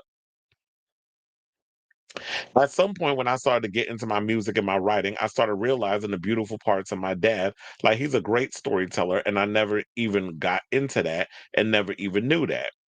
I was like, wow, he can really tell a story. He can really write. I always knew there was talent, but it didn't really resonate with me. In rap, you can hear there's a lot of homophobia, but I try to give him grace because I know his dad wasn't there for him when he was a child. So I don't always want to blame him. He doesn't know how to be a father because he didn't have one. Well, him coming to that revelation, I feel like that's actually pretty noble. Because it's like, oh, you could easily say it's probably because of the homophobia. Maybe that it is. Because you did say that he always calls your other siblings, but he doesn't have that relationship with you. So maybe there is a little bit of that. He doesn't know how to reconcile or deal with the fact that he has a gay child. But also there's that thing that we do with trauma where we pass it down. Your father passed that trauma down to your grandfather passed that trauma down to your father because your grandfather wasn't there for your father. Therefore, he doesn't know how to be there for you. There needs to come a point, and I guess in due time I'll have to learn this, that you have to be able to break that cycle where it's like just because your father wasn't there doesn't necessarily mean you can't be there for your own kid as well. He said, I'm just ready to be recognized. He said, I've been the underdog for so long because I was so insecure. When it comes to rap, I just want to rap, but I always thought I wasn't allowed in that space. And I think it's because, him being gay. And there's no prime example of you could be openly queer and a rapper because it's frowned upon. You see how they be treating people like Little Nas X. And once upon a time, we almost had a rapper named Caution. That was supposed to be a part of, I think, Tamara Lee Simmons' baby fat situation. She was trying to do a whole record label thing that never transpired, and he was getting all the press. I remember on a lot of the talk shows and stuff, and it just didn't happen. He said, "I grew up with family being Wu Tang, and they're very hardcore, but that's not me. I wouldn't even attempt to do it. I'm just ready to be recognized and not be the underdog no more." He also, while his father has been absent from his life, he does credit his uncle RZA for remaining by his side and providing the emotional support he needed during his upbringing. So RZA's sister is Infinite's biological mother, Also provided the financial backing for the artist's forthcoming debut album, and he admits his burgeoning career might never have taken off had it not been for his fatherly encouragement. He said, honestly, my Uncle RZA has been amazing. He's been like my dad. I love him so much. He's amazing. That's my guy right there. I've always been a fan of RZA because RZA always seemed like he's very much like, well, he's all about the spirituality and the Wu-Tang and the martial arts and all that other stuff. So he always seemed like he's always kind of had like this whole spiritual center to him, where he's way more open-minded than the other people up there. He said he believed in me always. He just didn't know how to brand me, but I appreciate him being honest with me. He always said, "You'll be bigger than your father." Well, it's like, yeah, nobody really, I mean, no shade, but how do you market an effeminate black queer rapper to the masses when hip hop has always been kind of like male dominant, very much hyper masculine, and rooted in a lot of homophobia? Like, how do you kind of unpack all of that when this is what people know? So they said, produced by Zach Witness and spread across 12 tracks, Infinite said his new album will give fans an opportunity to hear my story first, one that began on the streets of Staten Island that led to my extended period of homelessness in New York City, a bleak experience that ultimately fueled his creativity. Saying in 2020, I was in a shelter for a year, almost 11 months. I got out in 2021. I always tell people that was probably one of the most depressing moments of my life. I went to the shelter because I couldn't take the family drama. I knew I would have been able to get my own apartment, but I knew I wouldn't be able to maintain it. So I had to try and be smart. Family drama was really bad, and it blocked me from doing what I'm doing now. I had to be taken to the ferry I had to take the ferry into the city and then the train for an hour and a half to Queens, and that was my travel every single day to catch my curfew. In the beginning, it was so depressing, but then I started using those moments on the train to think. I just started thinking, and those thoughts helped me calm down and appreciate that I was going to get out here and have my own space. I learned a lot through those travels, and when I finally got my own apartment, my producer was with me in my house for a couple of weeks, and that's when the music started in 2021. He added, now I can say I appreciate the moment because if I didn't have that moment, I would never have been able to write how I do today. I had to do that. I had to experience that, or I would not be here today doing this. I swear to you, I had no idea a lot of the articles that I would be doing today was going to kind of take this whole spiritual turn. Is like from the Madonna interview that we did to the Jennifer Lopez revelation to this story. I'm like, it's funny how like the topics I picked. I tell you, it's the universe at work because a lot of times the universe will be like, this topic needs to go here and this needs to go there and that happens here, and this is how the show turned out. So, it just I don't know. I just had that revelation while I was reading that thing. It's like, yeah, if I didn't go through all the things I went through, I wouldn't be where I am now, doing what he loves. With the single and its film noir inspired video released on September 17th, Infinite is hoping to inject some much needed diversity into the hip hop genre after seeing his community repeatedly underrepresented and frequently appropriated by urban artists. And this is the part he said that I absolutely love when I read the article. I was like, this is the part I actually love that he said. He said, I feel like there's so much talent in my community, and I also don't understand why so many of us are not allowed or invited into the hip hop community. They use us for fashion, but we could do much more than that. I mean, there's a problem until you want us to dress you. You know what I mean? But I think there's a lot of amazing hip hop artists in my community who deserve a lot more recognition and a lot more respect. When you're a girl, it's okay to be gay, but when you're a guy, it's like, no, we don't want that. I'm not here for it, but that's the way the world is right now. I'll be the one to break a lot of those barriers. So it's a long road, but after enjoying enthusiastic online response to the music, he's dreaming big. He says, I have cousins who can't rap a llama lick, but get a chance. I'm like, where's my chance? So I'm ready to be seen. So he's ready to be seen. He says he wants a Grammy. And before, I just wanted to take care of my business, but now I want a Grammy. And look, there needs to be a point in time where we got openly queer artists with a Grammy. I mean, Lil Nas X has one.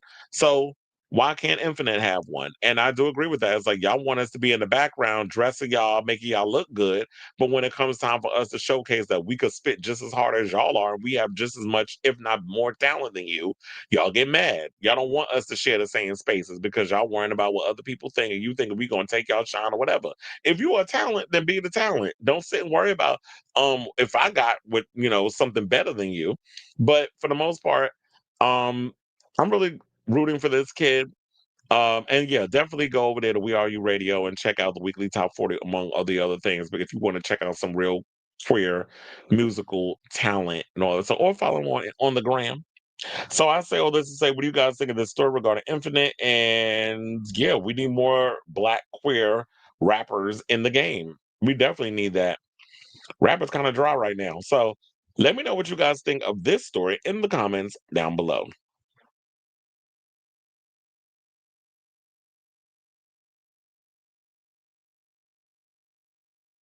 Oh. Onyx says, I haven't had a good relationship with my dad in 8 years, and it's all rooted in the fact that I'm a homosexual. I just recently taught myself how to shave because I know I won't have that father son moment. Yeah, that's sad that it's like, yeah, a father should be able to teach his kid how to do things like how to shave, how to do all the little things. I'm actually lucky that I have a really good relationship with my father, so I cherish all those. And I think it's because I'm like his firstborn son and oldest son, so there's a lot of expectations that comes with that. So I don't talk to my dad much. He won't meet my friends or anyone I date. Mm-mm. It's sad when, my mom has, but my dad never wants to. He has a gay brother that died of AIDS when I was 15. And he said, what does he think that that's how you gonna end up? I wish I would have got to know him better. Yeah, it definitely is Libra season. When I go see my parents, I usually end up spending more time with my mother. Wait, are your parents still together? Hmm. I'm his firstborn, and he named me after himself. He was like, I don't want to be you because you don't even acknowledge me, so I don't want your same name.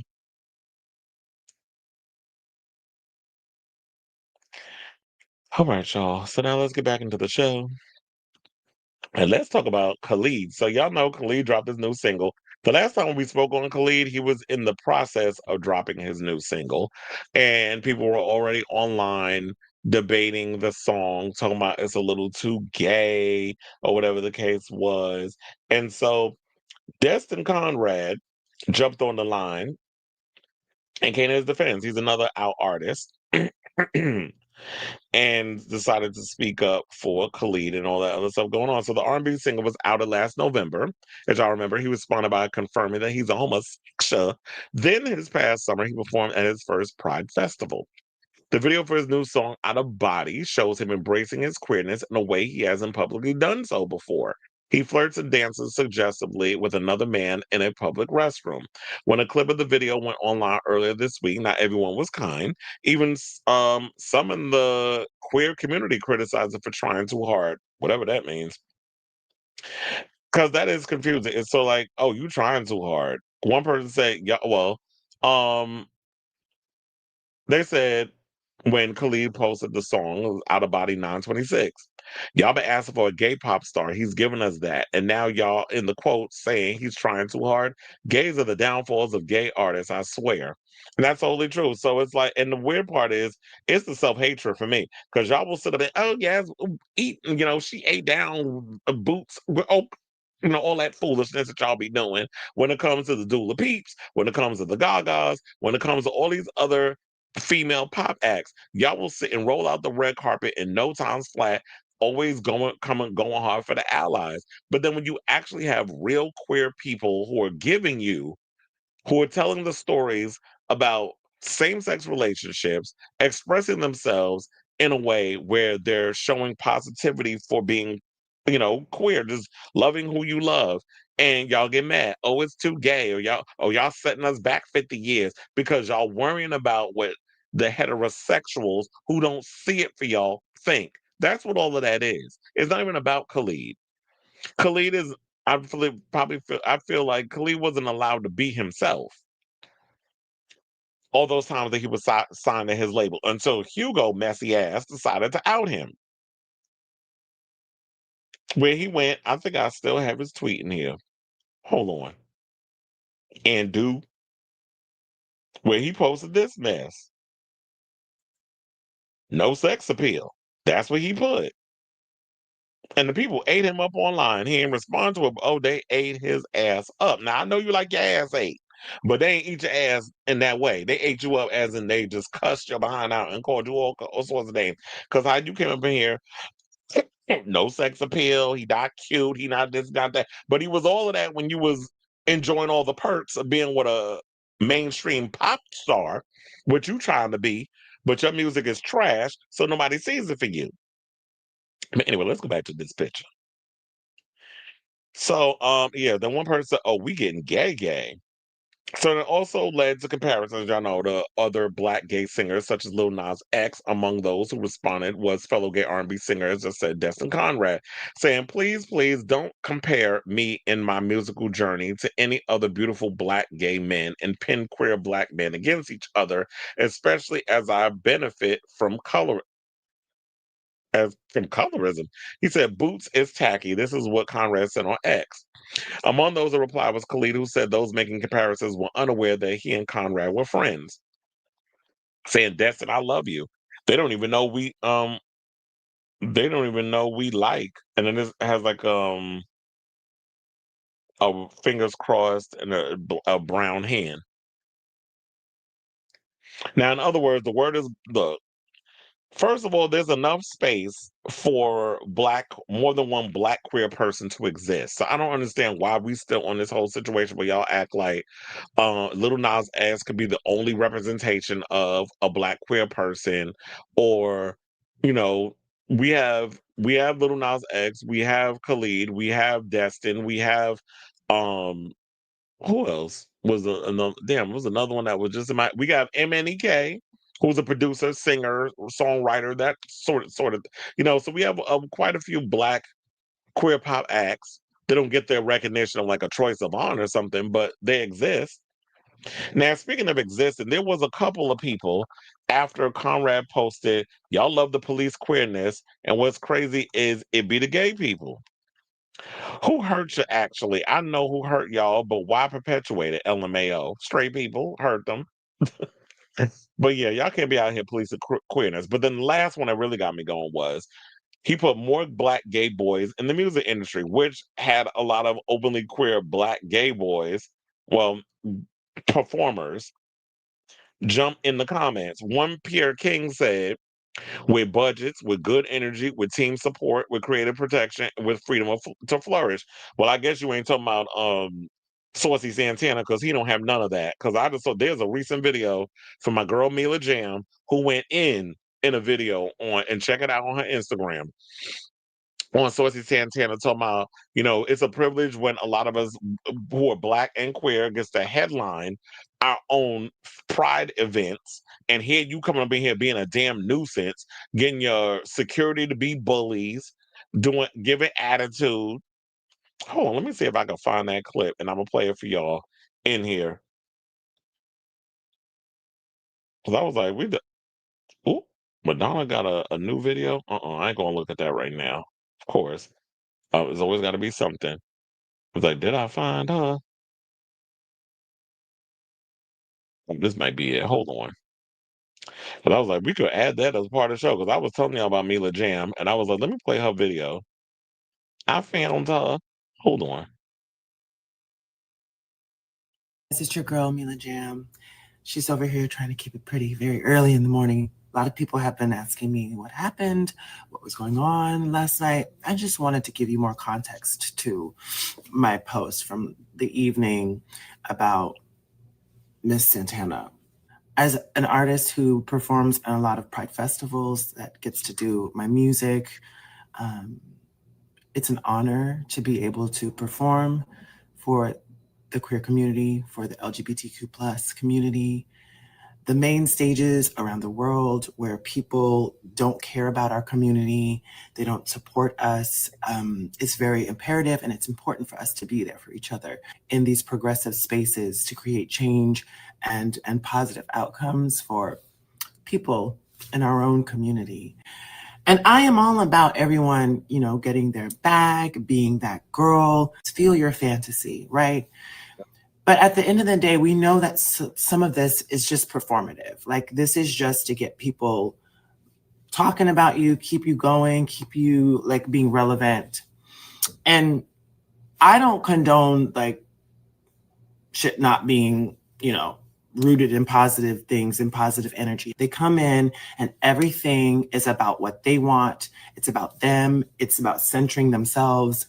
And they're using their ability to be like at the top of the moment to like step on other people. No, it's not cute. That's not the fantasy. And this is what Miss Santana did. This bad girl's energy doesn't do a lot of good for our community. And it is a privilege for us to be performing major pride stages where people are getting thousands and thousands and thousands of dollars. And a lot of the headliners are actually not queer people, right? So when we have artists coming in, especially queer artists, someone a part of our community, we should have the utmost respect for that space. This is sacred space.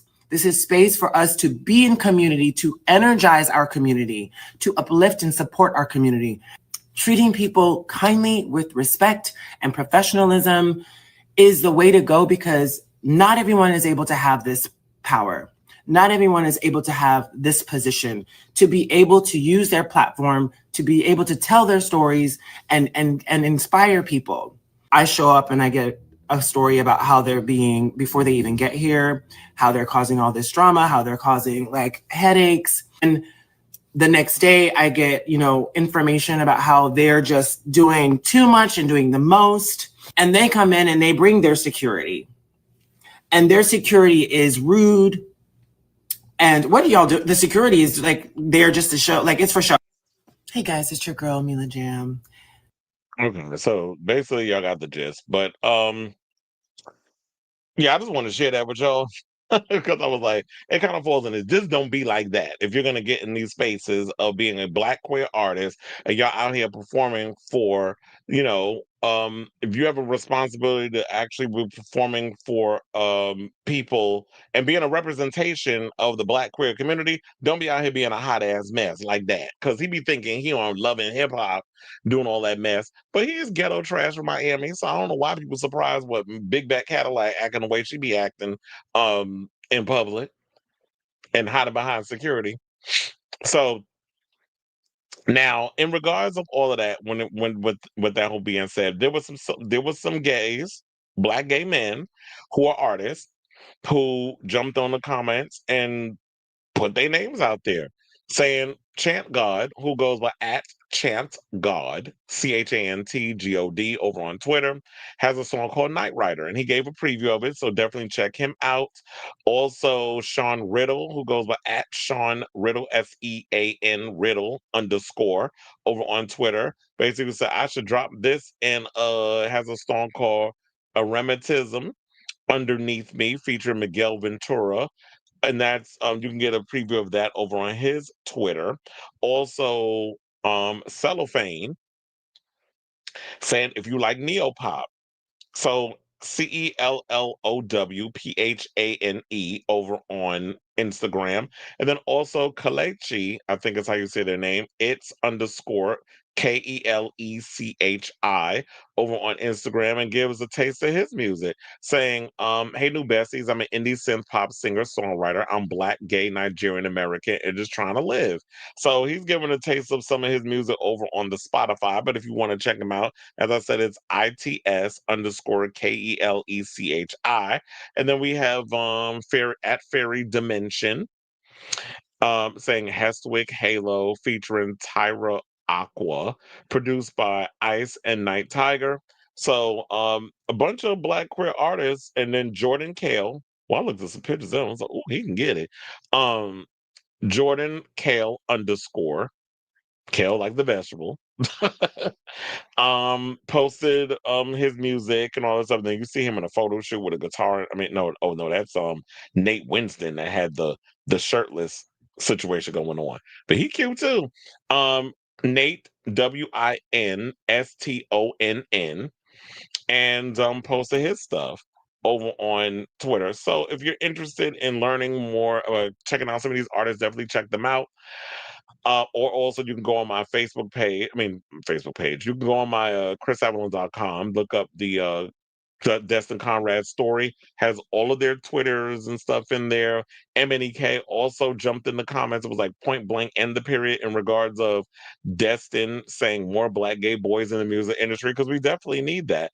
And um a lot of black queer artists, we need a lot of y'all. We need y'all out here giving the gays what they want. Some real good music, great talent, and speaking for the culture, because we need a lot of those voices out here. I know a lot of young black queer children feel like there's no voices out here that speak for them or they can relate to their music, because we get a lot of the white queer artists pushed on us.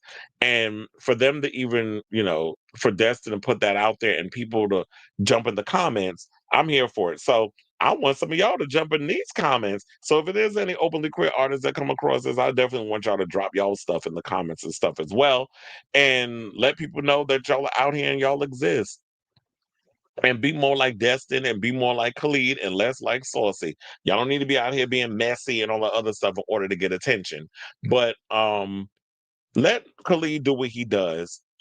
Now, as far as the song, because we did say, like, the last time we talked about it was the teaser. I actually watched the video, and this song was cute. It was giving me Britney Spears vibes in a way.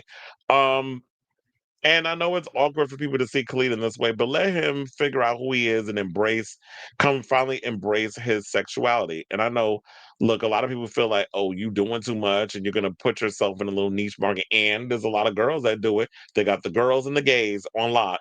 And if they could do it, then why can't the gays get the girls and the gays to come in and support them and make music, because they can relate. Girls like men, and so do homosexuals. So let me know what you guys think of this story in the comments down below.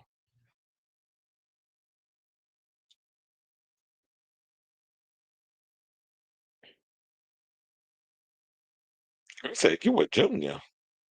I am a senior.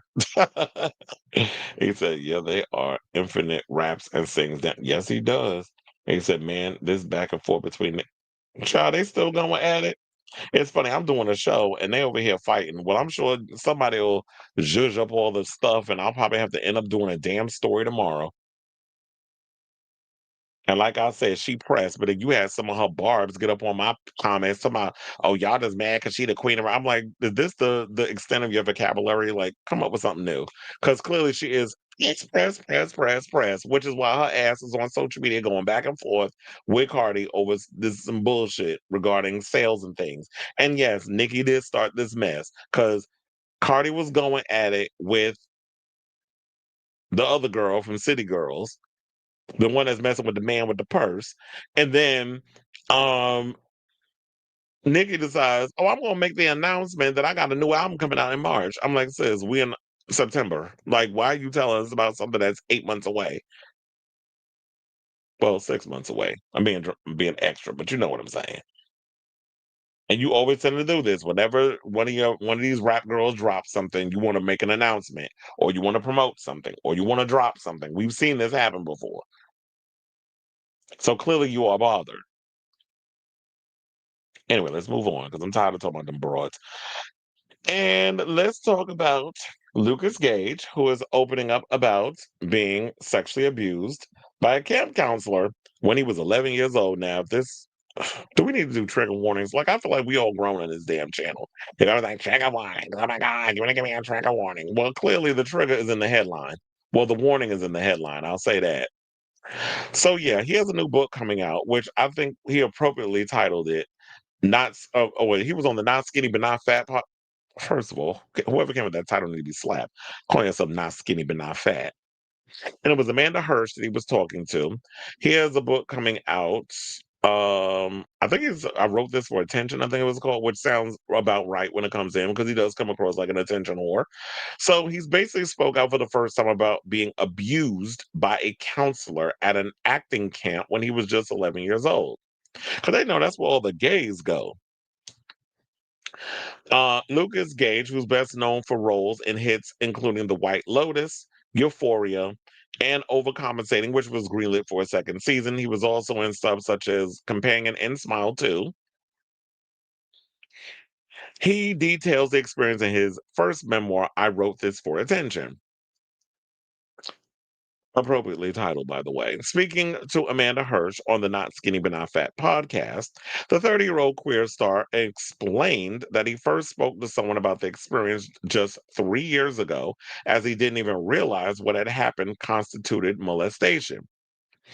Saying, quote, I didn't even realize it was a thing. I think there's a real stigma behind it because I didn't do anything. You feel there's a participation of you, and it wasn't until I had a therapist be like, literally had to break it down for me when I was in my 20s. They said, you're in your 20s. The person was in their 20s. Would you ever do anything to an 11-year-old? I'm like, no, but that was a hard part to talk about. I left my body. There was a feeling that I was a willing participant. And I think that's a lot of times when it comes to sexual people that are sexually abused, they always look at it as like in some way that might be my fault.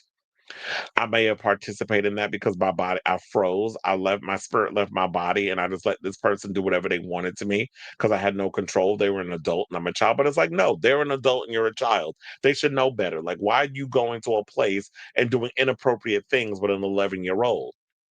And I feel like it's like a lot of these places, these are breeding grounds for PDF files where they go in and they just do inappropriate things. They seek out children and they do things with them. Yeah, at an acting camp, I'm sure you'd come across many of kids who are not even in tune with their sexual orientation, not even thinking about dick. And here you go up in here taking advantage of an innocent kid, which is kind of gross. Well, not kind of, it is gross. Now, speaking of Us Weekly, Gage explained on the experience of telling his mother, saying that it killed him to hear her so hurt. He said, I sat her down and I was like, look, I hate talking about this. I hate having this talk with you.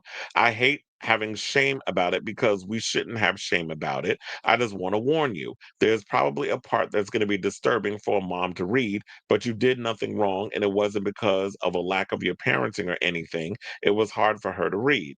There was nothing she could have done to protect me. The world is a crazy, scary place. You can only protect your kids so much, which is so true. You can only give your kids enough of the tools that you can to protect themselves. But when they go out in the world, you don't know what's happening to your kid at the time. So he could have been, you could have did all the things you did, and then it's like somebody could still get your child. It's the same thing like with oh my God, what's his name? From the actor from he was on the Nickelodeon thing, where it was like his father knew that man was trouble. And he ended up, the father trying to protect him. The molester was running around trying to find ways to manipulate to make the father be the bad guy when he was trying to get his hands on the actor. So he played up the custody thing, knowing that he didn't have the best relationship with his ex-wife, played them against each other. The wife steps in, the father's pushed to the side, the mother kind of just lets the son go off, and he's being sexually abused by this pervert. So yeah, there was that. I don't know why I cannot remember his damn name. But yeah, he was on Nickelodeon. He was in that Nickelodeon documentary or docuseries. So he says, I talk about the darkest stuff in my life with a laugh, and then I talk about the most mundane details, and I'm super serious about telling a story about getting a coffee and nothing dramatic happens. So yeah, I just hope that, you know what, you got all the help that you need. And I hope that the abuse is something that you've healed for, or you've worked through, healed from, and maybe somebody will take that from your story if this is real and authentic. Because I know sometimes people like to come out here and just create dramatic effect for dramatic effect. Now, talking about the molestation, he says, I feel like we are expected to be small when we talk about it. For me, that was a way for me to gain my power back and to use a little bit of humility to gain my narrative of that story and not let it make me feel weak and small and shameful. Humor, I lean into it to feel strength. And then, yeah, he said he dealt with it through having therapy and being open with his loved ones. Now he says he isn't left feeling like I'm a weird freak that it happened to. It doesn't have this weight. So, um, also in the interview, he talks about his turbulent childhood, being diagnosed with borderline personality disorder. Well, hence why I think a lot of times people become actors. You have to have a bit of borderline personality disorder, and the manic episode that occurred during his 6-month marriage to hairstylist Chris Appleton, which ended in divorce in 2023. So he probably didn't realize that Chris didn't realize who he married until he married him. So if you care, I wrote this for attention. Does come out on October 14th. So I say all this to say, what do you think of this story? Whatever your thoughts are, let me know in the comments down below.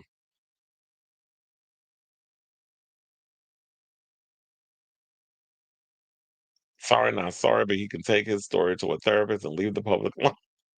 He did take it to a therapist. I wrote this for attention. So he's moved on from these in the steam room and equal. Child, do not tell me that you heard T about him getting dick down in the Equinox. That is who I was referring to, Drake Bell. I don't know why Drake and Josh. I don't know why that damn name did not come to me that whole damn story.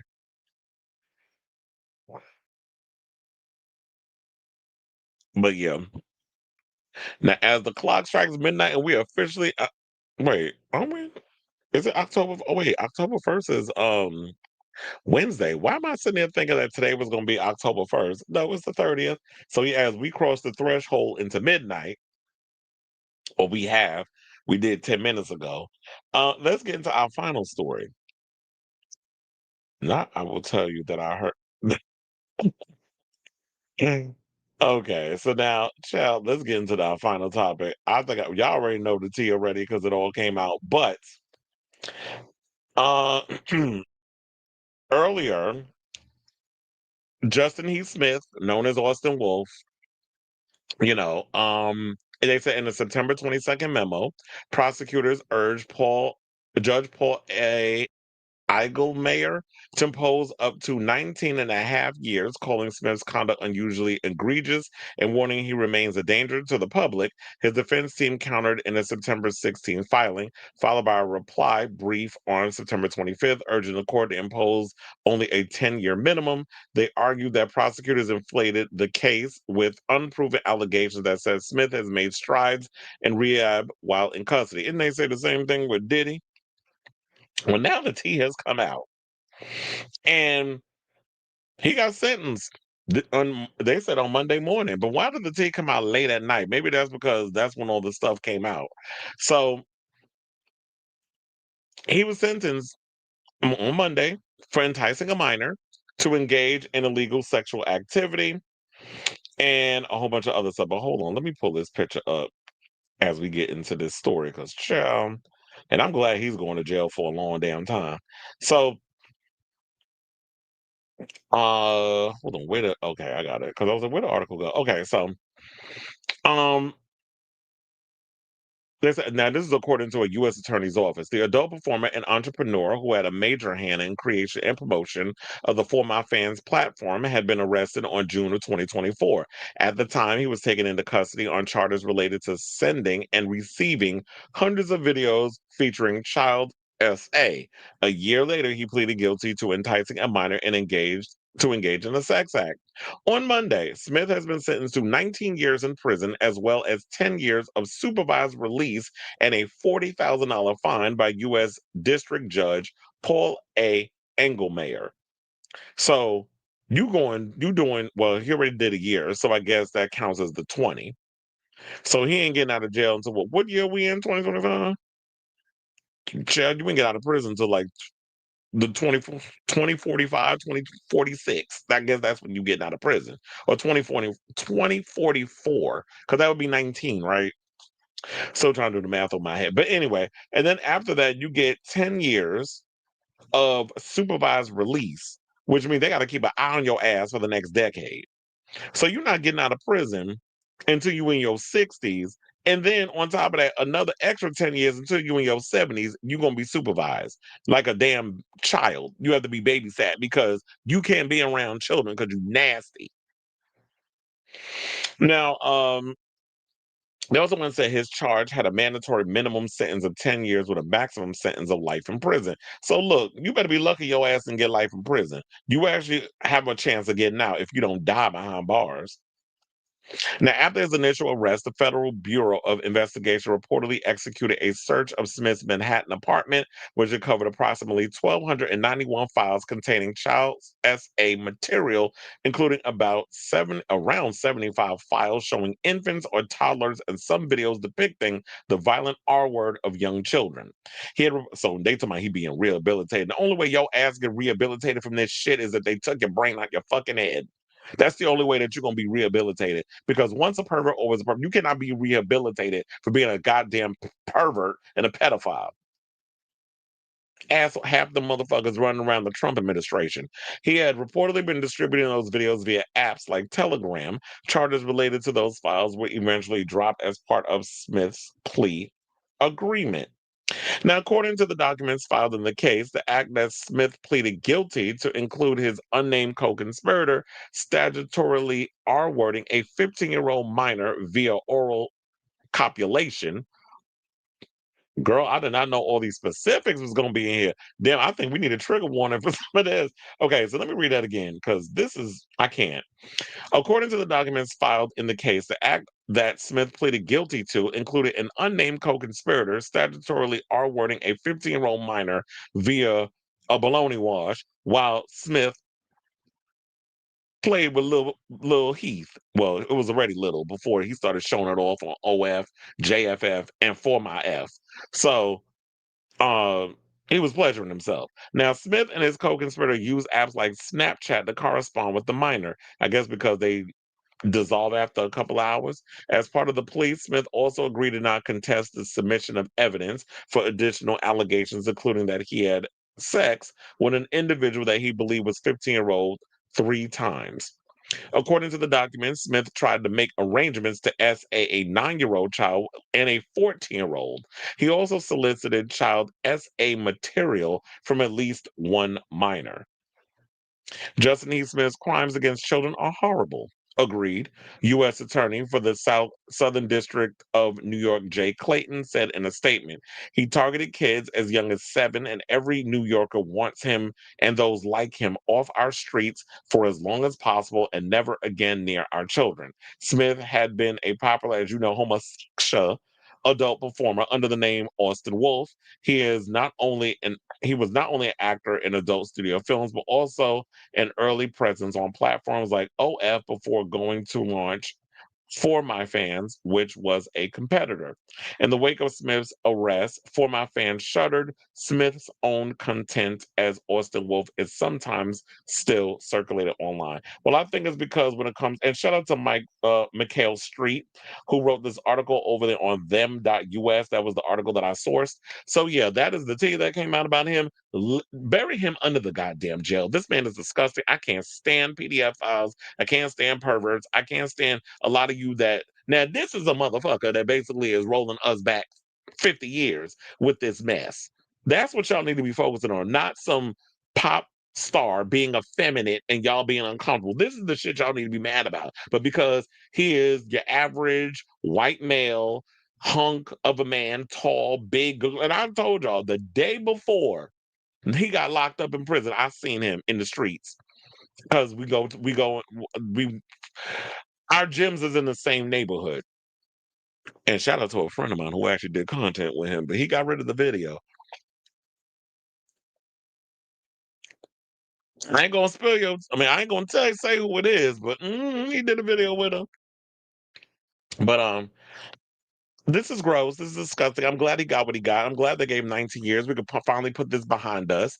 Um, and yeah, so 19 years in prison and also 10 years of being under supervision because this is disgusting. And that's why I said, like, I know people look at it as like this fantasy of like young, that whole big, massive 6'2" or 6'4" guy who's like 250 pounds of muscle, having sex with a barely legal and the twink and the big daddy twink thing. I know that's a fetish within our community, but we really need to look at some of these people with a side eye and realize, like, what do y'all really be going for behind the scenes? And I kind of always side eyed him because I felt like once he realized that was a niche that was making him a shit ton of money, I realized he focused a little too much in playing in that wheelhouse of making the type of content of him with being the daddy boy sexual thing and then choking dudes until they pass out and all kinds of crazy,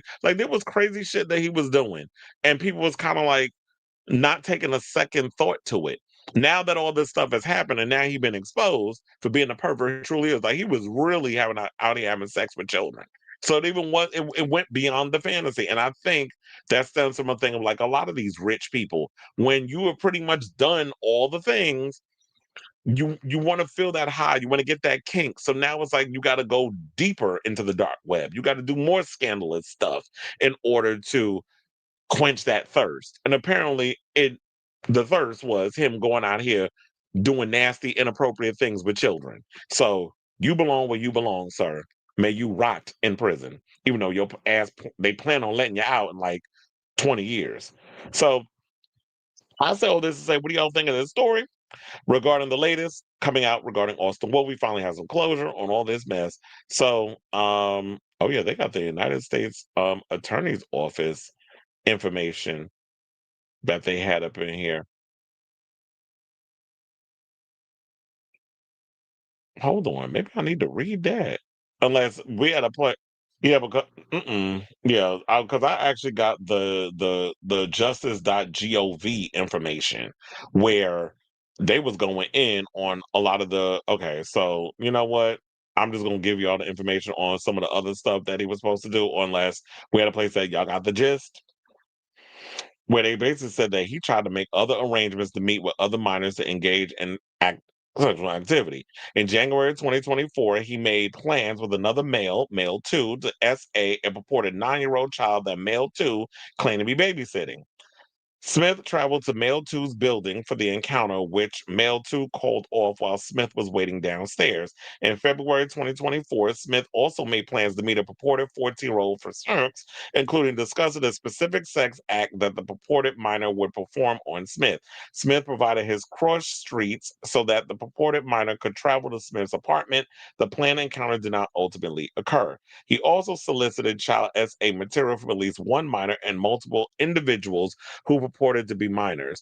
For example, Smith communicated with a 15-year-old minor, and after the minor told Smith his age, Smith asked the minor for sexually explicit materials. So he was aware of the age, even though he tried to play it like, oh, I put it on camera, I asked the age. You were acting. The minor then sent Smith a video showing the minor's front and back. That ain't the word they use, but I'm just trying not to be a little too graphic. Smith also communicated with an individual online whose username contained the phrase 12M, suggesting that the user was 12-year-old male. Smith and the purported minor appeared to have exchanged photographs and discussed a possible meeting location. Prior to his arrest, Smith made plans to meet with an individual who claimed to be the father of a 7-year-old child and who offered to make the child available to Smith for SA. So you got a grown ass man out of here supposed to be protecting his child, and you out of here getting your child diddled with. That father was arrested and thrown in prison because you're disgusting. This is why I always say not everybody should be meant to procreate on this earth. Like, what are you doing? Federal law enforcement executed a search warrant on Smith's residence before the planned encounter could occur. Following the search, Smith was found in possession of approximately. Okay, we already got into all that detail, but and also they said anyone who believes they have information concerning the exploitation of children is urged. Well, I don't know if it's safe to even contact the FBI, knowing who's running it today. I don't know if y'all going. These kids will get help. with what's his name? Cash Patel running it. So yes, Justin is 44 years old. And so yeah, um, he ain't getting out till he's in the 60s. So yeah, I just wanted to give you all that because I was like, that was a part that I saw in a different article that I didn't read, and that was from the judicial database. So let me know what you guys think of this horrendous story in the comments down below.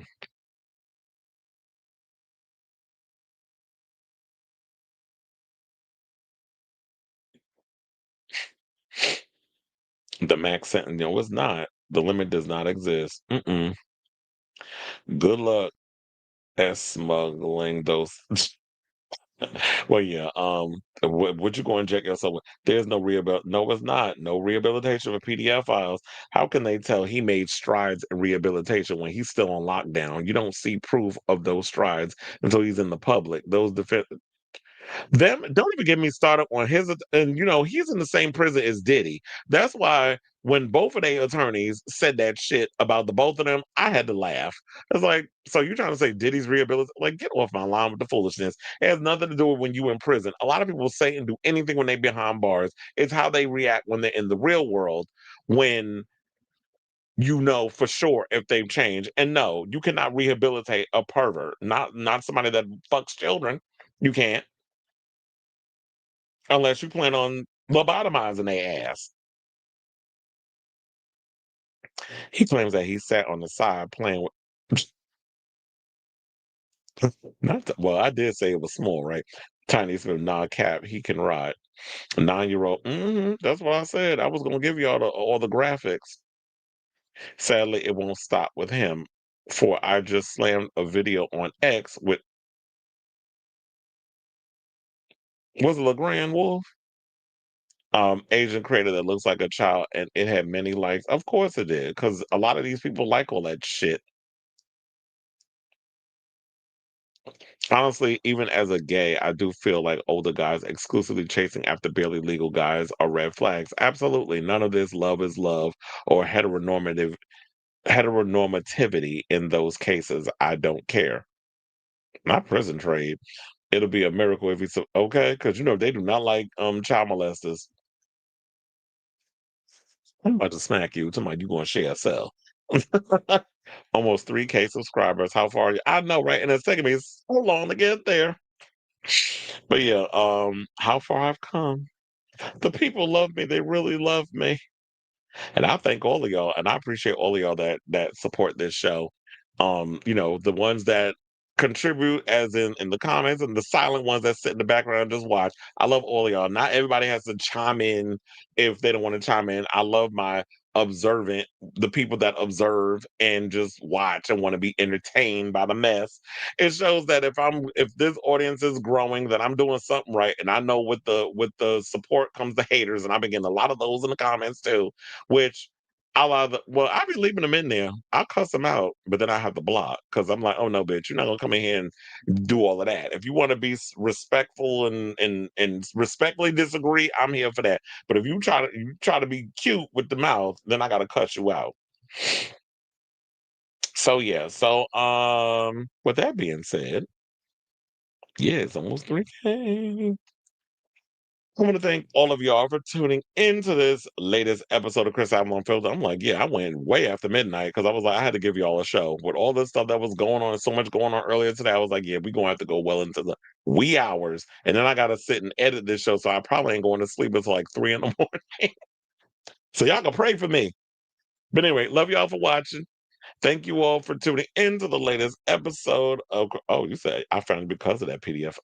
Oh, because of the whole Austin Wolf thing, and you stuck around. Shout out to those who stick around and don't just only come for one little segment too. But yeah. So thank you all for tuning in. Thank you for supporting this messy show. I'll be back tomorrow with a brand new episode. Wednesday I won't be on because I got to get my flu shot, and right after I got to work the Lord concert, which I'm looking forward to. So I'm hoping that I don't and them symptoms don't start while I'm in the middle of her singing tennis court. So, love you all for watching. Thank you all for tuning in and all that good stuff. And until next time, ciao, darlings.